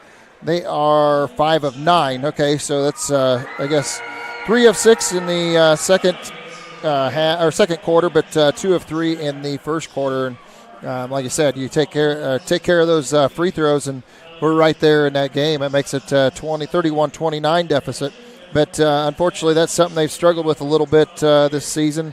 Seems like they're very commonly split those free throws throughout the entire season. So for Jay County, you know what? Tell you what, I'm going to cover the Silver Arrow gals here while you're looking at it.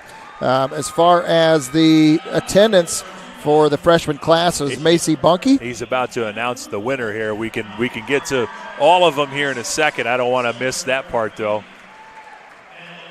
They're bringing out is this last year's Silver Arrow? Yes. And now they're about to, the moment of truth, everybody awaiting.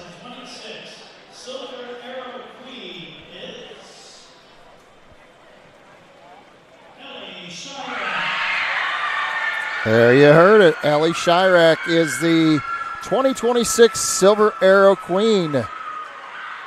Exciting night for her. And again, the attendance for the other classes in the freshman class was Macy Bunkie. The sophomore class was Marianne Blakey, who, as you mentioned, she has a big day tomorrow as well in the state championship. And then the junior class representative was Elizabeth Seltzer. And then the queen candidates for the senior class were Ainsley Brown, Emma Filling, Elizabeth Morehouse, and Ellie Chirac. Well, there you have it. And I was just taking some pictures. Oh, yeah, that's what it is. I looked down. I didn't see exactly what they're doing.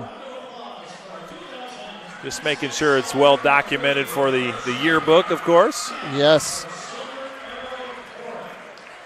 But anyway, back to stats. You were talking about both teams and their statistical first half.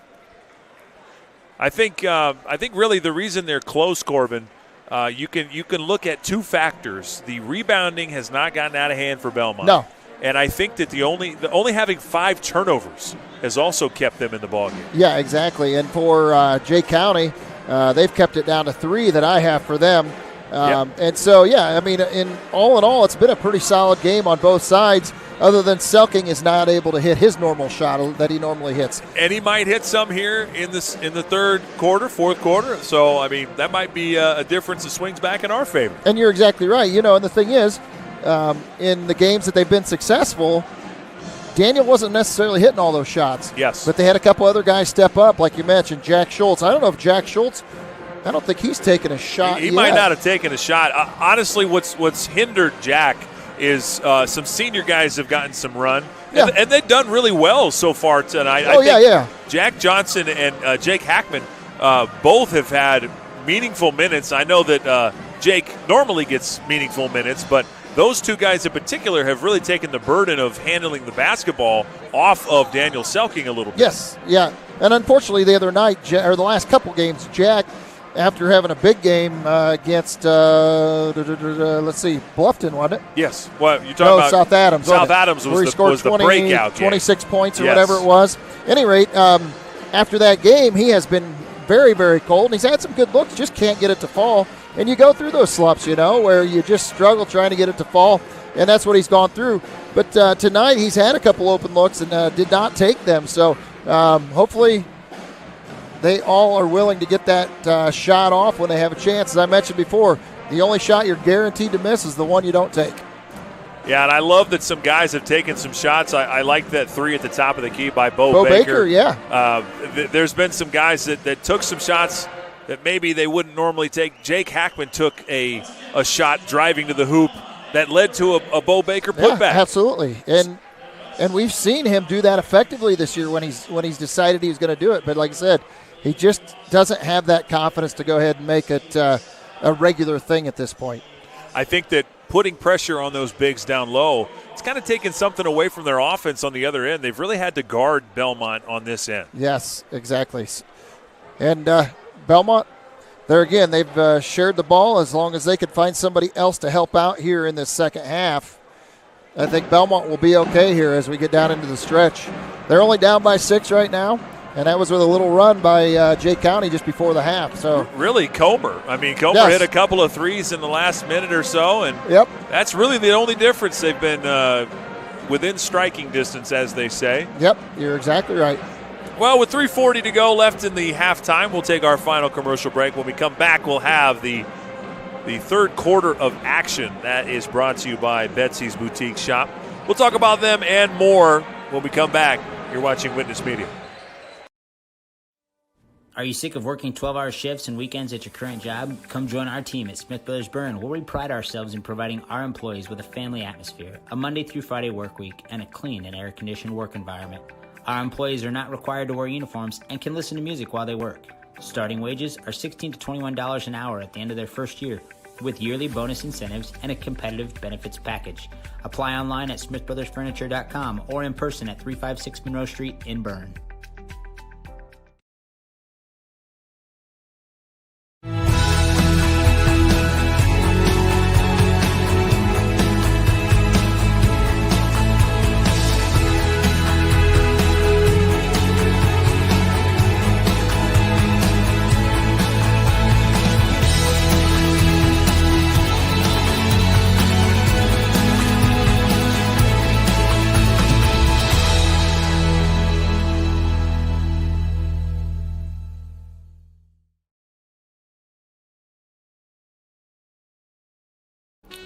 Steve Rich has been serving all of Adams County as a Good Neighbor State Farm agent from his office in Decatur since 1980.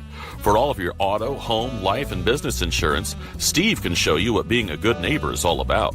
Call or text Steve at 728-2933 or stop by his office at 230 South 2nd Street in Decatur from 9 a.m. to 5 p.m. Monday through Friday.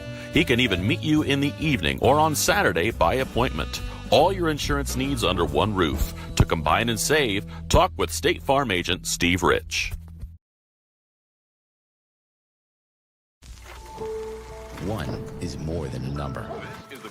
It's pride in our history and the promise of what's to come. One farmer, one seed, one season. One changes everything. In 1926, Henry A. Wallace and the founders of Pioneer revolutionized farming, and we've been innovating ever since. 100 starts with one. Our 100th season starts with you.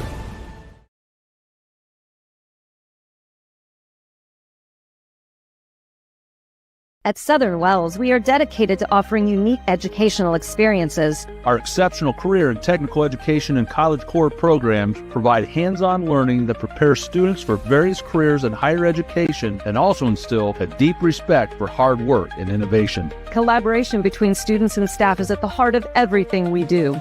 Our family values guide us as we prepare our students to succeed beyond the classroom.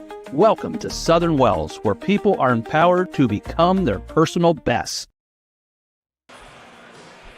Back at the TP as halftime winds down. The third quarter brought to you by Betsy's Boutique Shop.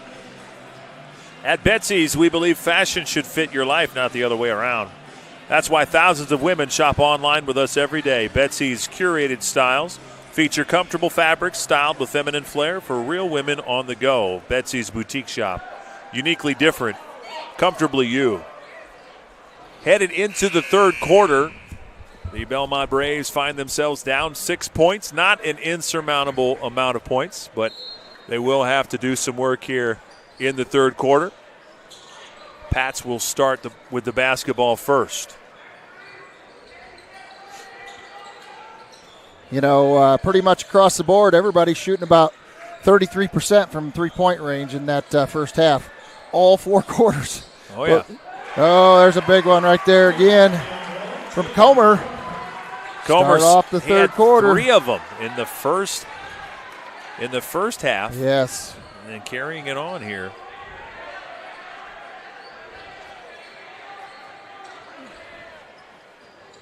Summers trapped in the corner. Selking gets free, lets one go. Can't answer, but Baker right Baker there. On the rebound. Should have taken it back in. He got traveled with it.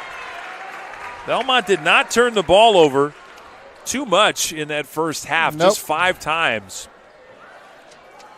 Selking continues to struggle tonight. He's had a few good looks, but Comer has definitely had the better of the matchup, hitting 4 threes already in the game. Still some time to turn that around, but they're looking for him. He's only taken 5. Ooh, in and out. Yeah, that was a Rattled heat check. The rim. They ran that play just for him. Schultz thought about it. Now he's going to drive. Dumps it underneath. Oh, he left it short. Good look. Hackman was a little short on that one right there.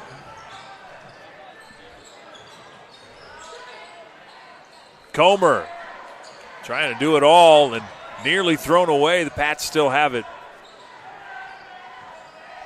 9 is the lead. Nice quick move to the bucket. That one by Overton. Doubles up his point total. He's got 4 now. Largest lead of the game. 11 points for the Pats. And this is danger zone here. Don't want to let it get away. Summers with a good look. Cannot get it. Fourth over with a rebound.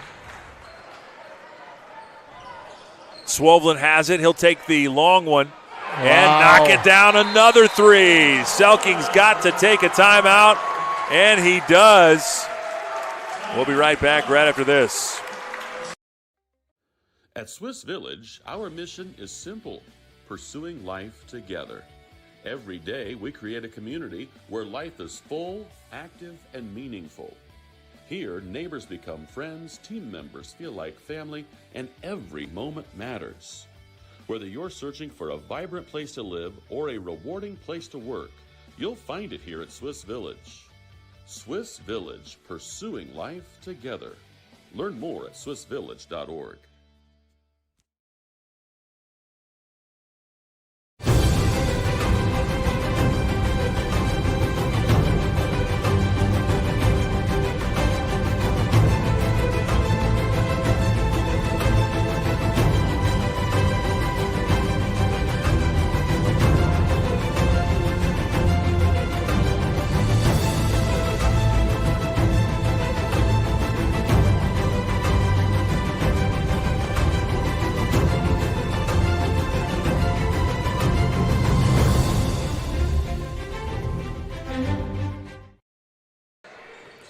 Back at the TP, Belmont talks it over. Let's see what they come up with out of the timeout. We get a buzz at the scorer's table. The foul is against Overton.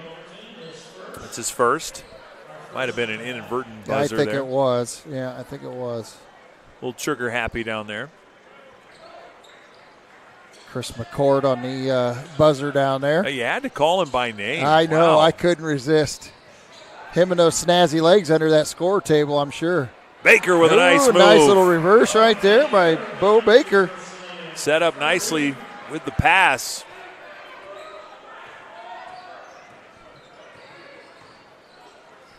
Oh, nice attempt there by Cameron Summers on the interception. Stepped in that passing lane just off of his fingertips. Back down to 12 points now. That Bo Baker basket ending an 8-0 run that started the third. Oh, and Cameron Summers nearly had the steal. About picked the pocket himself.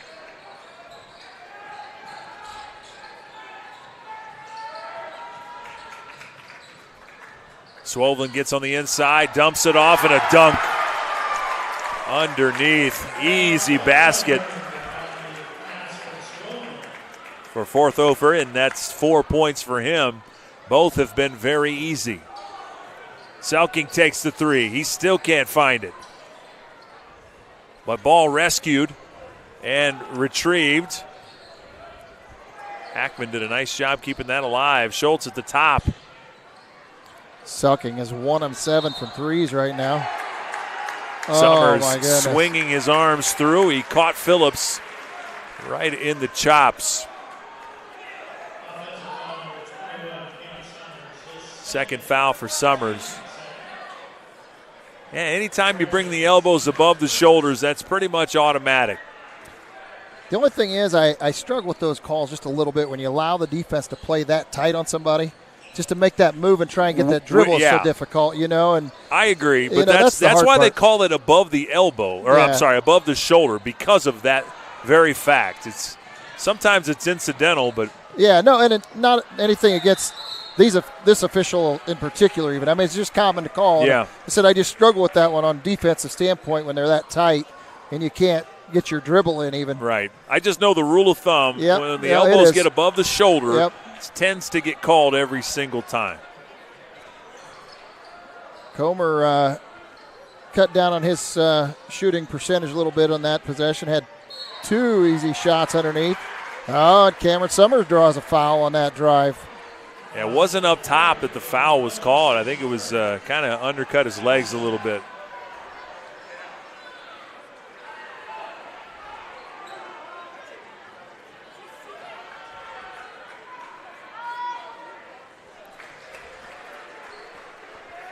That's one of their big guys' third foul.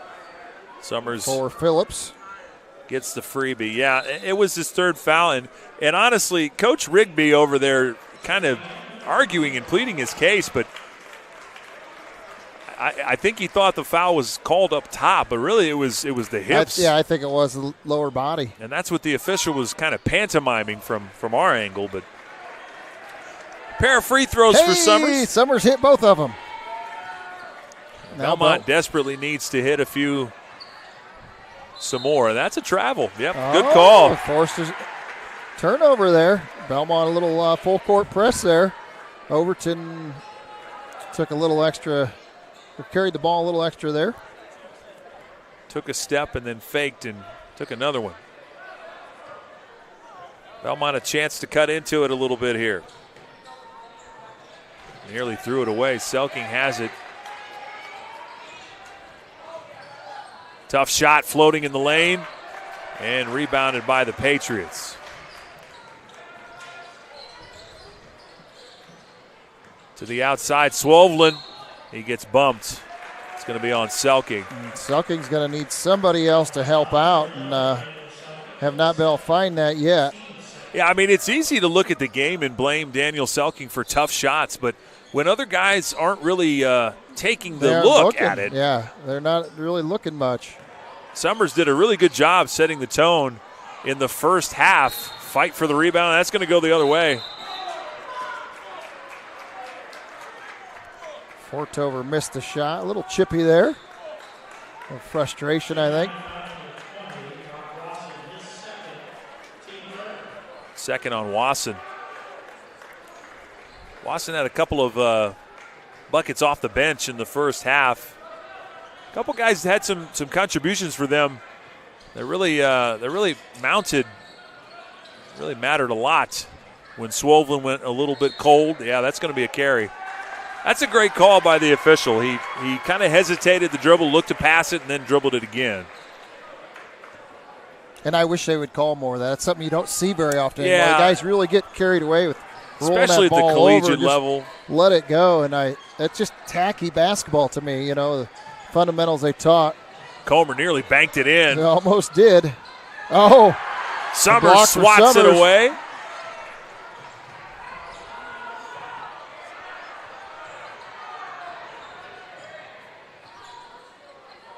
Boy, difficult shot by Summers. I think he was a little too far under. He was trying to get that reverse there. Top of the key, Swollen thought about it, swings to the wing.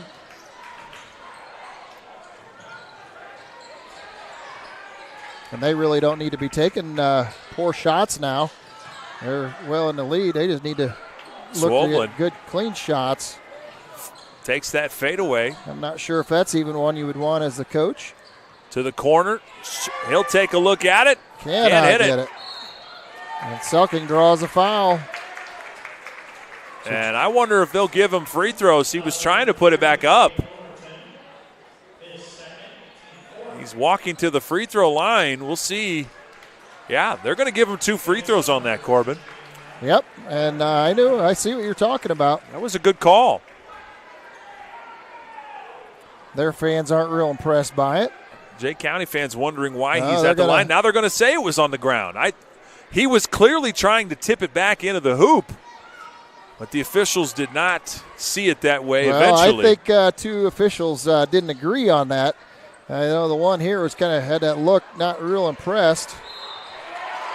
Rebounded underneath and a putback. That's Easton Baker, the freshman. Smallest guy on the court comes away with a big rebound.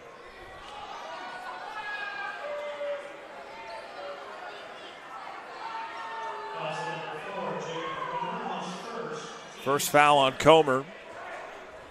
First action at the line for Easton Baker, and he misses the first. Missed the first one.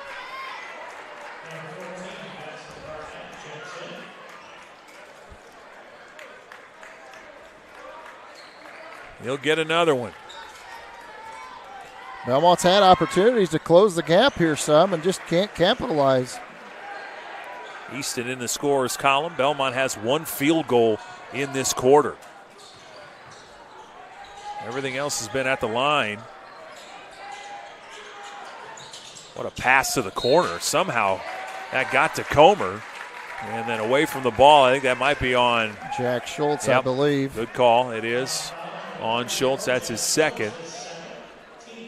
Another thing to look at here with 1:55, Belmont's in the bonus. Yes. If they can be aggressive on the good other end. old-fashioned take that ball to the hoop, right? Force that the defenders to. Boy, now they're going to get real They're touchy, trying to even it up a little bit here. Now the 4th foul for Bellmont. Next one will put them at the line. It is still, despite the run that the Pats had to start this quarter, still just an 11-point game. Yeah, it doesn't feel like it's at that wide a lead, really. I mean, I looked up expecting it to be maybe a 16-point lead, but, it's still just 11. They're having a discussion. They're trying to determine who that foul was on. Yeah, should have been on Easton. At the moment, they gave it to Daniel Selking. It should have been on Easton Baker. They gave it to Baker, but initially the call was on Jack Schultz, 34. Oh, yeah, you're right. So I'm not sure what the confusion was about. Steal, Selking has it. Boy, got a little out of control there. And this one might be on Selking. Yeah, that one's on Selking. It's going to be a turnover.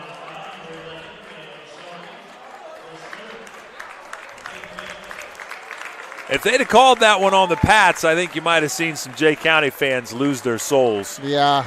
That one was it was just a bang-bang play. He took the legs out from underneath the Patriots player. I didn't see who it was, but yeah, another turnover. They've got 4 of them here in the quarter. And now, unfortunately, Bellmont was at a point where they could take advantage of those free throws, and instead they've put Jay County in that position now. First one good for Benson Barnett. 1 of 2 in that first half, and now he's 3 of 4. Now, I'm a little confused there. I still have Easton Baker's foul up there. I'm pretty sure that was on Daniel Selking, right? Yeah, that it was. They didn't put it up. It was the 3rd foul on Daniel Selking. It's not on the board though. But you're right. It's not on the board. Somebody's going to the line. Looks like it's Cam Summers. All of a sudden, they're looks like they're trying to make up for lost time here. I guess Selking's got 3. Swoveland now has 3 for Jay County. They're kind of letting things go for quite a while now. It's tit for tat with the fouls, it seems to be. 3 freebies in the quarter for Summers. This would make it 4. And he's 4 for 4 in the quarter here, Corbin. Yeah, well, he must have heard us giving him heck before. That 50% didn't sit well with him. No. Braves picking up the pressure. Swing pass. Comer looking for some daylight. On the outside, they'll let it go. In and out. Summers with a big rebound. And now we'll go the other way.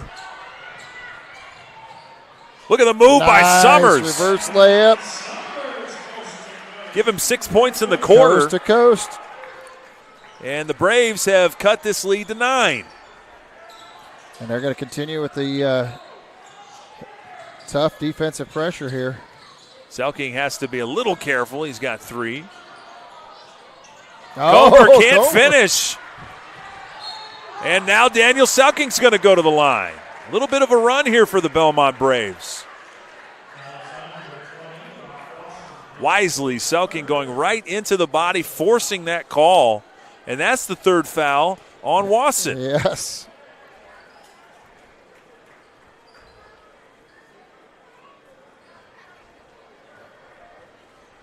Bellmont looked possibly dead in the water with 6 minutes to go in the 3rd quarter as the Jay County Patriots, they extended their lead, 14?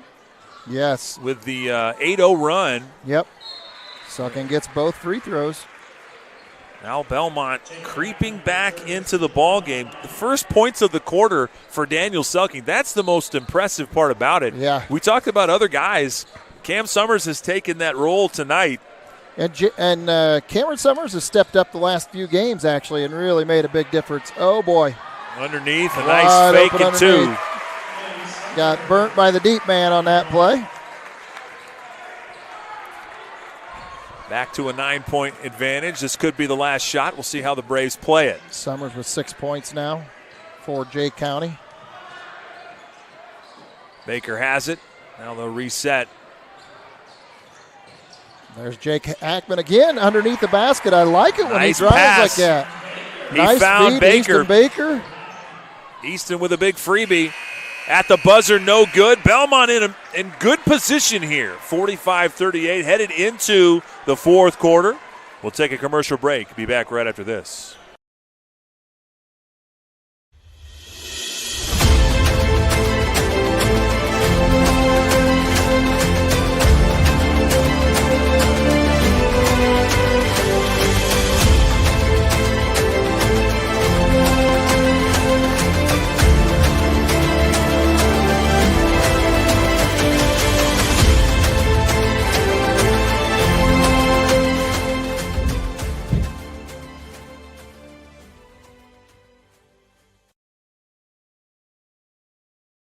I'm Phyllis Rice, and I've lived here just 1 year. I fell and broke my hip, and so walking is the best thing for me.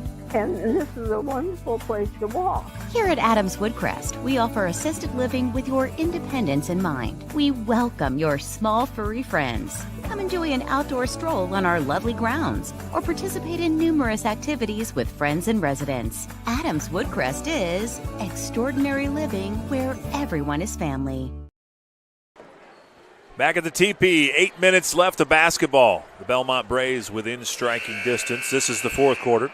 Brought to you by Decatur Dental Services. At DDS, we welcome new patients and patient referrals at all our locations in Decatur, Geneva, Berne, Bluffton, and Warren. Visit us at DecaturDentalIN.com to learn all about us. Braves have the benefit of taking the ball out of bounds first and a chance to cut into this 7-point lead. Need to really take care of the basketball now. The turnovers are getting very close. Selking way out top.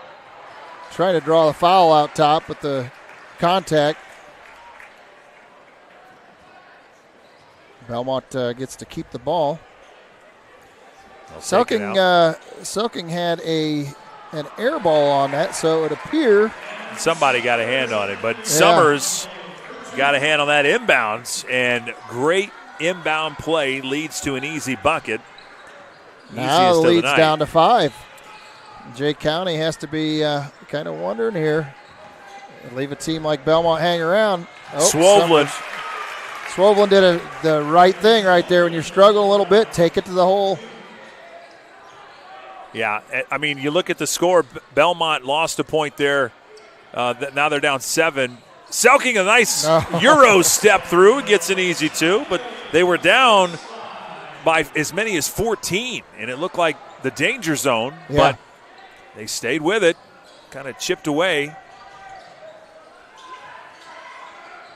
I'm sure the Jay County fans got to be a little bit shocked right now that they're only up by 5 against Bellmont, who's only 5 and 15 or 14? Yeah, they're actually 7 and 15. Or 7 and 15. But you're right. It's one of those things. Though senior night, you never know what kind of team you're going to get on a senior night. Bellmont showing their best selves. I think they're doing a lot of great things. And if Selk can get the lid to come off the basket here in this fourth quarter, it could change things real fast. Sometimes it just takes one. Yep. Jay County is going to be content to sit back and pull Bellmont out of this 2-3. It's more of a man situation now as Daniel Selking following Comer. I think it's pretty early to try and burn the clock. I mean, I guess you – oh, man. Nearly had a steal. Jake Hackman just about got that one. Forthofer has it, though. He's got 6 in the game. Back to 7-point lead for Jay County. I think he's 3 of 3 as well. I don't think he's missed one. He's got a foul there. He's going to add to his resume. That'd be his 3rd. A lot of guys for Jay County with 3 fouls. Yeah. Keep an eye on that situation. I've got 1, 2, 3, 4 guys with 3 fouls. Oh, boy. That was a nonchalant pass, and Swoblin made him pay for it. And a slam dunk. Cannot do that against this team. I missed who inbounded that. Selking goes in nice against the big man. And then he draws a foul. Boy, that is his 4th if it's on Dan. And it is. That was a chippy one. It's the one you want to avoid there, the frustration foul. It's his 4th now. Had a good look at the hoop, double clutched, and then couldn't finish it. So now the lead has crept back up to 9. And Selking is no longer in there to have that dynamic. So who's it going to be? So somebody's going to have to step really up. Swollen goes in there and ball still free.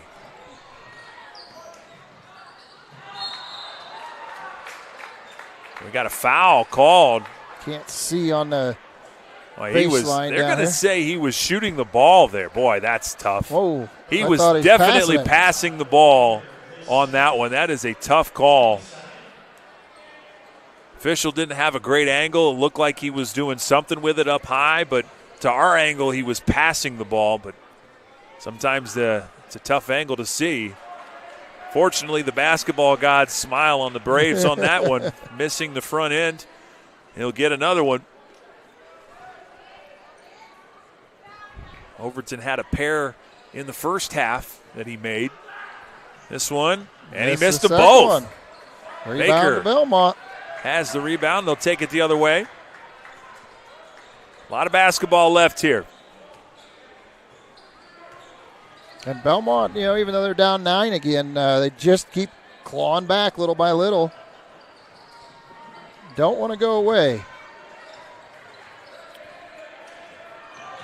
Nearly lost the ball. Summers has it now. They're trying to double team. Boy, what a good timeout by Coach Selking. Staving off the turnover. We'll take it with him. We'll be right back right after this. At Indiana Farm Bureau Insurance, we're not just good at insurance. We're good at Matt's 1-car, 2-bedroom apartment with a home office / home gym insurance. We're good at Nick's SUV and farmhouse with a remodeled kitchen / art gallery insurance. And we're good at the Wilbur suburban home with the 2-car garage / rehearsal space insurance. Have you seen my hockey socks? Have you checked your sock drawer? Start with Indiana Farm Bureau Insurance and stop knocking on wood. Whoa, bummer. Well, at least you get to see. Back at the teepee here with A 9-point advantage for Jay County with 4:35 to go. You know, something I was just looking at numbers-wise here, and it's kind of surprising to me, especially as I've mentioned with the 5 fouls per quarter. You know, it doesn't take a lot to get to that 5th foul anymore, and it's almost a lost art of pushing that ball underneath, trying to draw the foul and get free throws. You know, I mean, we talked about it in the last quarter for Bellmont. They were, or in the second quarter, where they were at a point where they had 5 fouls early, and you just don't see them pushing it inside. And that's not just Bellmont, it's everybody. Every team out there wants to, keep shooting from outside, and Selking there on a nice little drive, though. Daniel Selking out of the timeout. He was forced to come back in the game. Bellmont felt a little short-handed handling the offensive duties, but boy, they missed Forthofer underneath the basket. And Swovlin forcing the issue here. That's probably going to be on Schultz. I think you're probably right. That's the indication. And same thing that Bellmont did at the end of the third quarter, Jay County's doing now, just forcing the officials to call these hand checks. It's a smart move. You know Belmont's going to be reaching. Underneath, basket and the foul. Swovlin is feeling good about it. Having himself a good second half. Give him 9 in the half. Yep. Ready to make it 10 here. 16 in the game.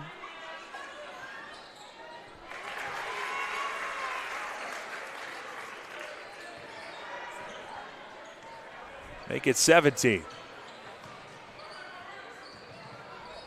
Selking takes the jumper and hits it. Might have got away with a little Reggie Miller push off, but we'll take it. Yep.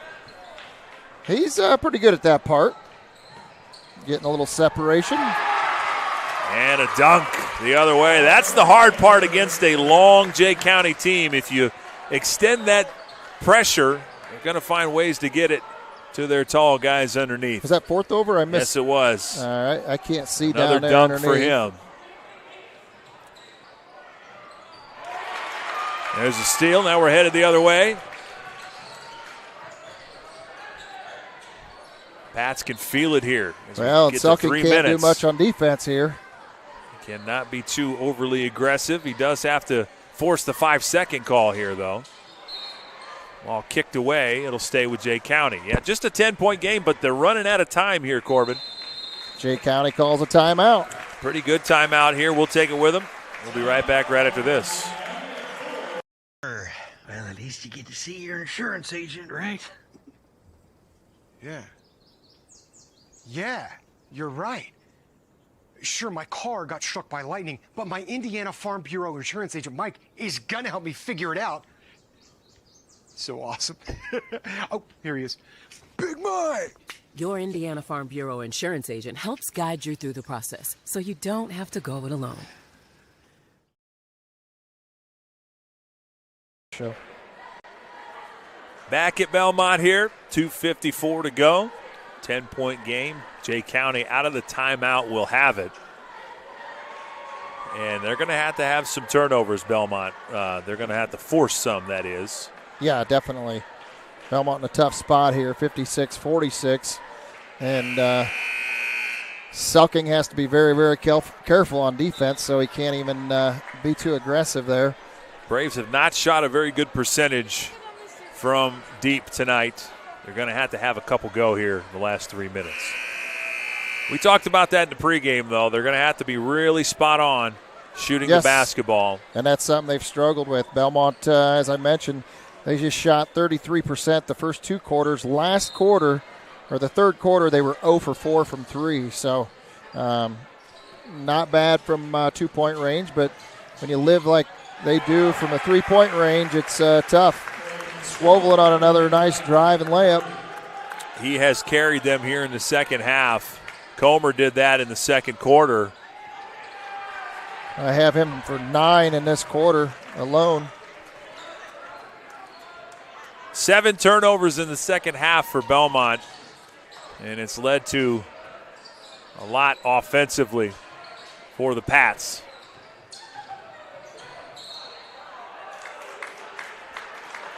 And they call that on Daniel Selking. I'm not sure what else you got to do there. That's a tough call. I mean, he was moving with the play, hands out. And that's going to be free throws, I believe. Well, unfortunately, we've talked about it over and over. And the hard part is when they officiate one way the first half, and then late in the game they change that up. That's the hard part for a coach to instruct your players. And in that case, he's trying to play a little just close defense and gets chalked up for one. So Comer at the line. So Daniel Selking's night is over.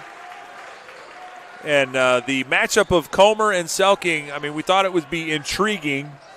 I think Comer's definitely had the better night offensively. So now with 2 minutes and 10 seconds, Bellmont down by 14, matching the largest lead. And the Braves need some help from somebody. Schultz, tough shot in the corner, hit it. There, he hit it. How about that shot? Yeah. Bellmont takes the timeout. We'll keep it right here.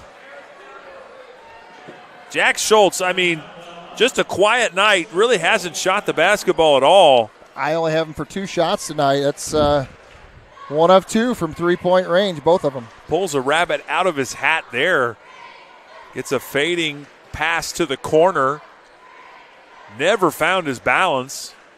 Still drained it. Yep, sure did. So, and maybe, when you're looking long-term here, Corbin, Selking's out. Yeah. Somebody has to shoot the ball. They have to, absolutely. Maybe this situation breeds a necessity, a desire, a motivation for these guys. Well, there's absolutely no security blanket at this point for the rest of the guys. So that one man that you depend on or lean on throughout a game is no longer there. So guess what? Now it's time for everybody else to put their big boy pants on and really come out and see what they can do. It had been pretty much all Cam Summers when Selking didn't have the basketball. Yep, you're exactly right. And that's been the last several games. It's been Selking and Summers and not a lot else. So Bellmont has Summers, Hackman, Schultz, and a pair of Bakers. Yep, we've got Isaac and Bo both in there. Trying to break the pressure here. They've got Overton, Comer, fourth over, and Phillips. We got a turnover. We got a steal and a foul going up. That's going to be on Overton, I believe. And Swovelin, the last of the 5 in the game there. Nobody in serious foul trouble yet for the Pats. I believe they have 5 guys with 3. And those guys have stayed at 3 for quite some time. They have. They've played it close to the chest, as you say. Summers has absolutely lived at the line tonight. He has done a lot to keep the Braves within striking distance. And it's back into single digits here, under 2 minutes.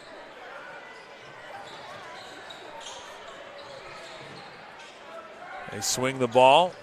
Pats do not have to be in a hurry, and they're not.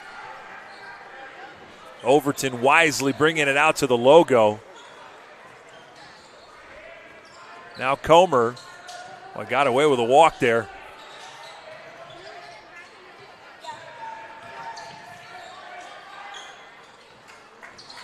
Looking for some daylight.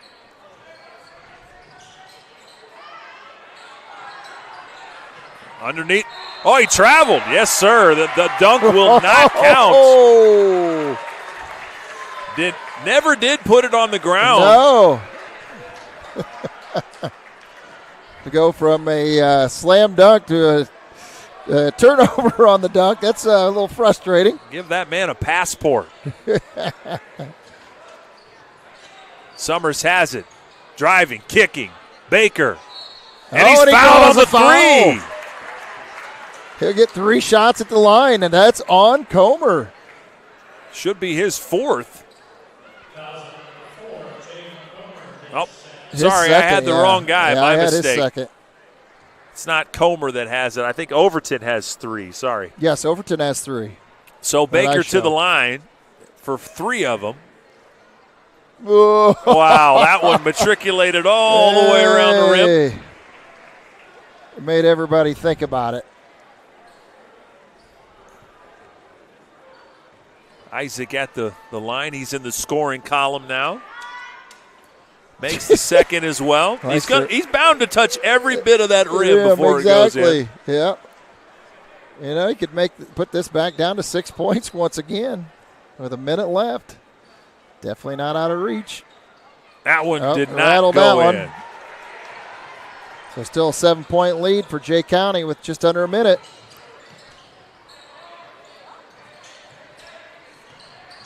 Looking for some help. Oh, that'd be a travel. Falls to the ground, and they get a timeout for Jay County. We'll take it with them. We'll be right back. You're watching Witness Media.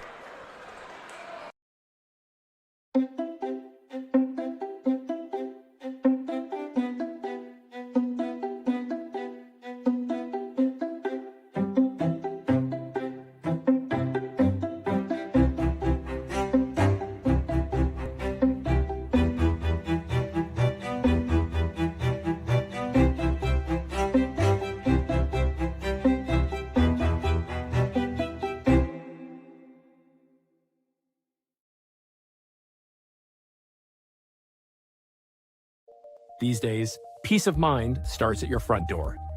Innovative Concepts has been helping protect families for over 30 years with our trusted security experience. From smart cameras to burglary alarm systems with local 24/7 monitoring, we install it all. With a low monthly monitoring fee, protecting what matters most has never been easier. Call Innovative Concepts Audio Video today to schedule your free in-home consultation.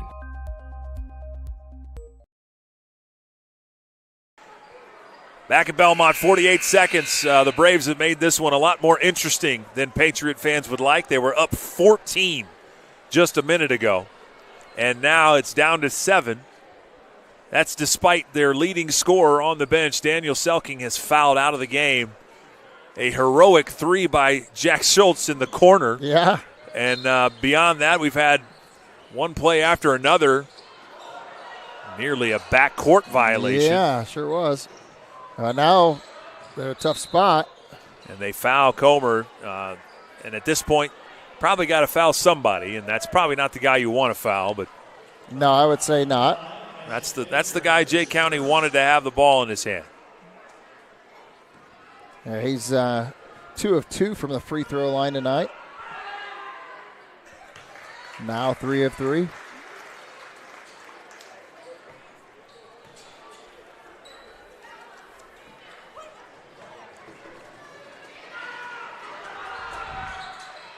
And they have calmly iced some free throws here in this quarter.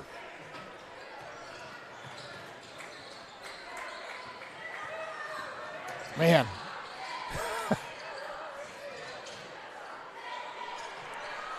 And they cough it up. So now they can ice this thing even further.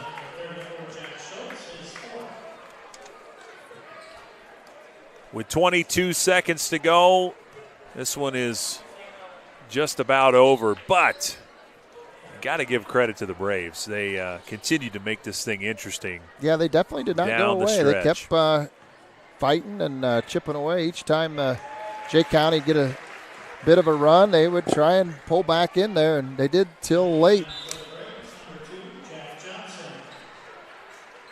Putting seniors back into the ball game.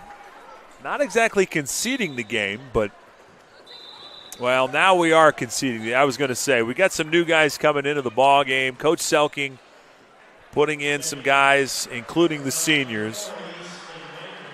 And now we're pulling the seniors out to give them their due. Yeah. Not their last game on this home floor, as they do host the sectional. But the last regular season home game, yep. Missing that second freebie.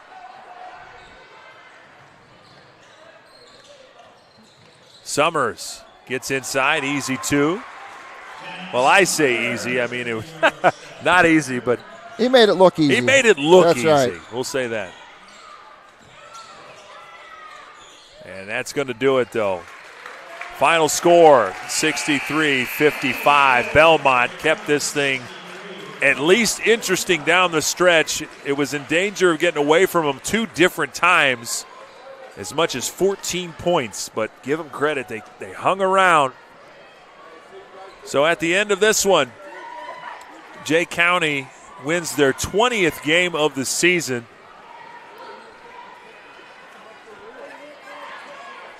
And when we come back from our commercial break, we'll have a post-game show.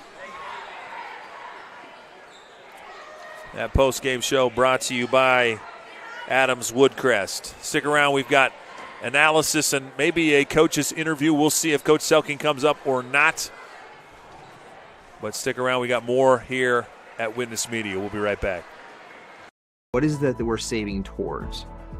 We believe that if we can help our clients manage the O and grow, it will give them great freedom to live and give. Contact us for a free consultation and we'll help you get started.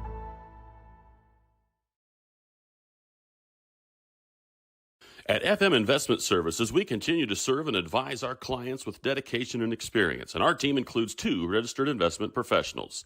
Lee Flickinger, with over 30 years of experience helping clients navigate their financial journeys, and Lori Garwood, bringing more than 25 years of investment expertise to the table. Together, Lee and Lori are committed to helping you achieve your financial goals, and supporting them is Tina Marbaugh, administrative assistant, who has 4.5 years of experience in the investment field. Call us today, 260-368-9939 to schedule your consultation. FM Investment Services, experience you can trust, advice you can count on.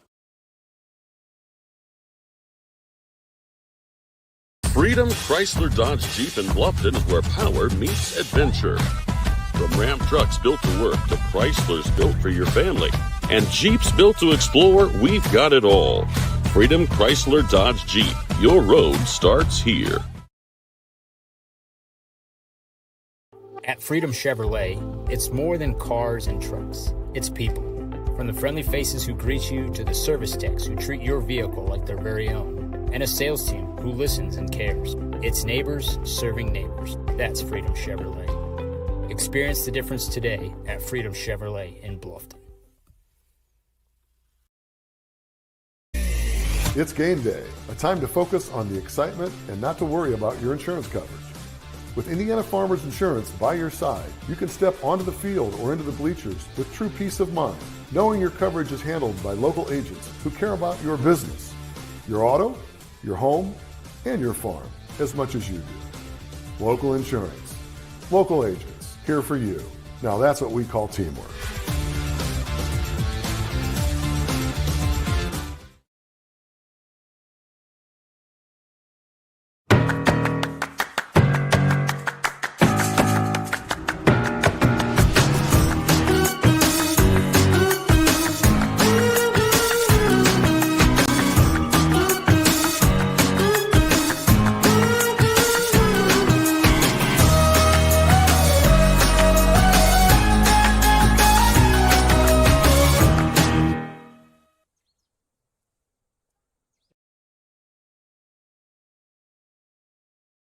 We plan for everything, always looking ahead to successfully navigate the ups and downs that life brings our way. So why is planning your funeral pushed to the back of the list? The answer to that question is different for everyone, but the staff at Haggard, Hershey, and Zelt want you to know that this process is easy, stress-free, and is a wonderful gift that you can give your family. Pre-plan today. Give us a call at 260-724-7167 to set up an appointment. Welcome back to Bellmont for the last time. Braves fall tonight. They go to 7-16 on the regular season against a tough Jay County team that was just a little too much for them at the end of the day. Jay County improves to 20-3, and they are a 20-win team for a reason. They did a lot of things well tonight. The post-game show brought to you by Adams Woodcrest. At Adams Woodcrest Senior Living, we offer a wide array of services to address the needs of the most independent seniors and families needing support for an aging loved one. Our service levels include independent living, assisted living, memory care, nursing care services, and short-term rehabilitation. To learn more, go to adamswoodcrest.org. And Corbin's still tabulating a lot of numbers, but this one I think it was intriguing because Bellmont proved once again that they can stay with anybody. Yeah, that's definitely the case in the game tonight as well. That even though Jay County would make a little run, Bellmont keep chipping away at it. Unfortunately, again, Bellmont is still looking for that third and fourth guy to help carry them. Cameron Summers, I think, has stepped up pretty confidently now as the number 2 guy or in this case tonight, number 1 guy when Daniel Selking's struggling. But they need at least 1, maybe 2 more guys to be able to contribute to that, and they've just really struggled in that category trying to find that other person. Bo Baker had a few tonight, which helped out, obviously, from that standpoint. But there again, they were still struggling when Daniel Selking was not hitting. So that's something they're still looking for here as we go into the tournament play once again. Yeah, Daniel once again had a rough night shooting the basketball. Part of that due to the fact that the Patriots made a conscious effort to make every shot he took a tough one. But even the rare good looks he had just didn't seem to fall tonight. And on nights like that, you need Cameron Summers to step up and do a little extra. You need Bo Baker to get buckets underneath the hoop. And they did. They got that to a certain degree. I think that they took care of the basketball for the most part. I know they ended up with about 13 turnovers or so. And that's not a terrible number against a really good team like this. But maybe just the little things kind of added up tonight. Free throws left at the line, 13 turnovers, missing shots that they normally would make. It all added up to just an 8-point loss to a really good Jay County team. Well, and especially, like you said, they did take care of it. And when I say that, like I said, not taking anything away, but they did call it relatively physical tonight. So when you have a team that's putting that much pressure on you and really keep it on top of you, it says quite a bit to keep it at 13 or under that 15 limit. And I'm sure Coach Selking would like to have seen it a little bit lower yet, but unfortunately that's the way it works. So on the other hand, I had Jay County for just 7 or 8 turnovers themselves. And Bellmont had done a fair job with them early on, putting some pressure and getting a few turnovers on them. And honestly, on the rebounds, I might have missed a couple for Jay County, but I had Bellmont actually with a bit of a favor in the rebounding category, 19 to 16 or 17 for Jay County, and that might be off 1 or 2 here and there, but nonetheless, like I said, they did definitely do a fair job on the boards, which we thought would really be a struggle for them tonight. The Braves have a few things to look forward to. They are hosting sectional next week, but they don't have to play Tuesday night. That opening night will include Norwell and Heritage in what we think should be a pretty good basketball game. That's the opener at 6 on Tuesday. After that will be Mississinewa, New Haven. Bulldogs heavily favored there. Bellmont will play the winner of New Haven, Mississinewa on Friday of next week. And then Marion is waiting in the wings to play either Norwell or Heritage, with the championship game slated for Saturday night. So that is your sectional for next week. If you're a Patriots fan, wanting to check in on them as well, sectional 24, that's the Newcastle sectional. They'll play Yorktown in the first game on Tuesday. They play at Newcastle. They're going to see if they can avenge that earlier season loss, or actually just not earlier season, just a couple weeks ago. Just a couple weeks ago. Connorsville waiting in the wings in the bye game on Friday. And then on the bottom half, Newcastle, Hamilton Heights will do battle. Delta waiting for them in the bye. So boys basketball sectional starting next week. Don't forget the girls. Do not sleep on the girls here. They play tomorrow. Bellmont and Norwell both vying for a state title. Yes. Norwell, an incredible story after going to 4A, the highest you can go in this state. They're going to try to steal one in that class as well. So storylines abound for girls basketball tomorrow. Even Fremont, a 1A team from the area. Good luck to them as well as they look for a crown. But, man, just a busy slate of basketball tomorrow down in Indy. Going to be very exciting down there to go down and watch how everything turns out. And like you said, Norwell, they're going to try and pull off an Adams Central situation there that they've been successful at with football, moving up a class and still winning the state That's right. title. So pretty impressive. A couple different schools like that, a couple different sports in this area can do that. We kind of go over the numbers tonight. Again, to, I guess, look at things. Bellmont shot just about 33% in the first half from three-point range and 29% from three-point range in the second half, 58% from twos in the first half, and 64% again in the second half from two-point range. So they didn't shoot all bad tonight. Unfortunately, like I said, when they really needed it, they needed a couple extra guys to help out, unfortunately. And the difference in the game tonight would ultimately probably be the turnovers. The difference in the turnovers, you're looking at, 6-7 additional turnovers. And in that situation, if that turns into 10 points, guess what? Right there's the difference. So, it's not totally surprising for Jay County. In fact, they shot 2 of 6 for the first three quarters from three-point range. So they were very consistent. They're consistently in the fourth quarter. They didn't shoot a single three-point shot because they didn't need to. They took care of the ball. They took some air out of the ball to try and shorten up that clock, and were very successful at it. They shot 85% from two-point range in that fourth quarter. So that's what they went to. That, like I said, only taking good shots in that fourth quarter. Working the ball, trying to get some feeds underneath, and that's where they took advantage of Bellmont. As far as the individual scoring goes for Jay County, and this is unofficial, I've got Gabe Overton for 6 points. Jaden Comer, their big shooter for Jay County, had 18 points tonight. Benson Barnett had 3. Brock Wasson I have for 4. Cole Forthover had 8. I had Cade Summers for 6, and leading the Patriots tonight was Graydon Swovelin with 19 points. So they had talked about in several of the summaries and pregame synopsis that he's been creeping in there to that scoring lead for the season as well. For the Bellmont Braves, they had scorers in the scoring column by Easton Baker. He had 3 points. Isaac Baker had 3 points. I have Daniel Selking with 18 points. I have Bo Baker with 7 points.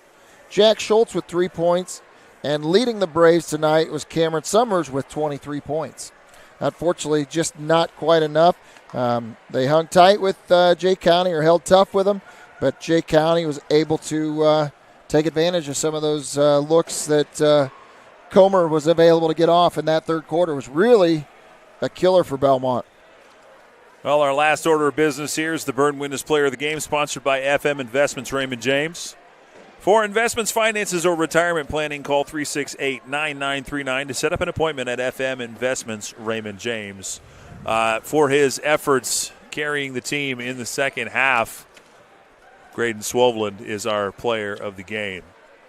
He really made it tough on Bellmont. When they were trying to close things back up in that third and fourth quarters, especially in the fourth quarter, Swoveland had 8 or 9 points in the fourth quarter alone. He had a dagger of a 3-point shot there in the third quarter, and then he came out with a vengeance. He was 4 for 5 from the field from 2-point range in the fourth quarter. So he was 4 of 5 and 1 of 1 from the free throw line. So that pretty much makes up the difference of the game tonight. Stay tuned for coverage of sectionals all across the county, as well as Bluffton and Wells County. We've got coverage coming your way for the 2A and 3A sectionals. But until then, we wish the Bellmont girls good luck tomorrow, as well as the Norwell Knights. As much as it pains us to say that, we wish the Norwell Knights good luck in 4A. Yes. But good luck to the girls. There again, even Fremont, the northeast corner, no kill isn't that far out of the area, So that's right. All of them, it would be great to see them bring some hardware back to the northeast corner. Some pride up here in this neck of the woods. For Corbin Boldemeyer and for Sean Hamrick on the camera, I'm Dylan Malone. We'll see you next time.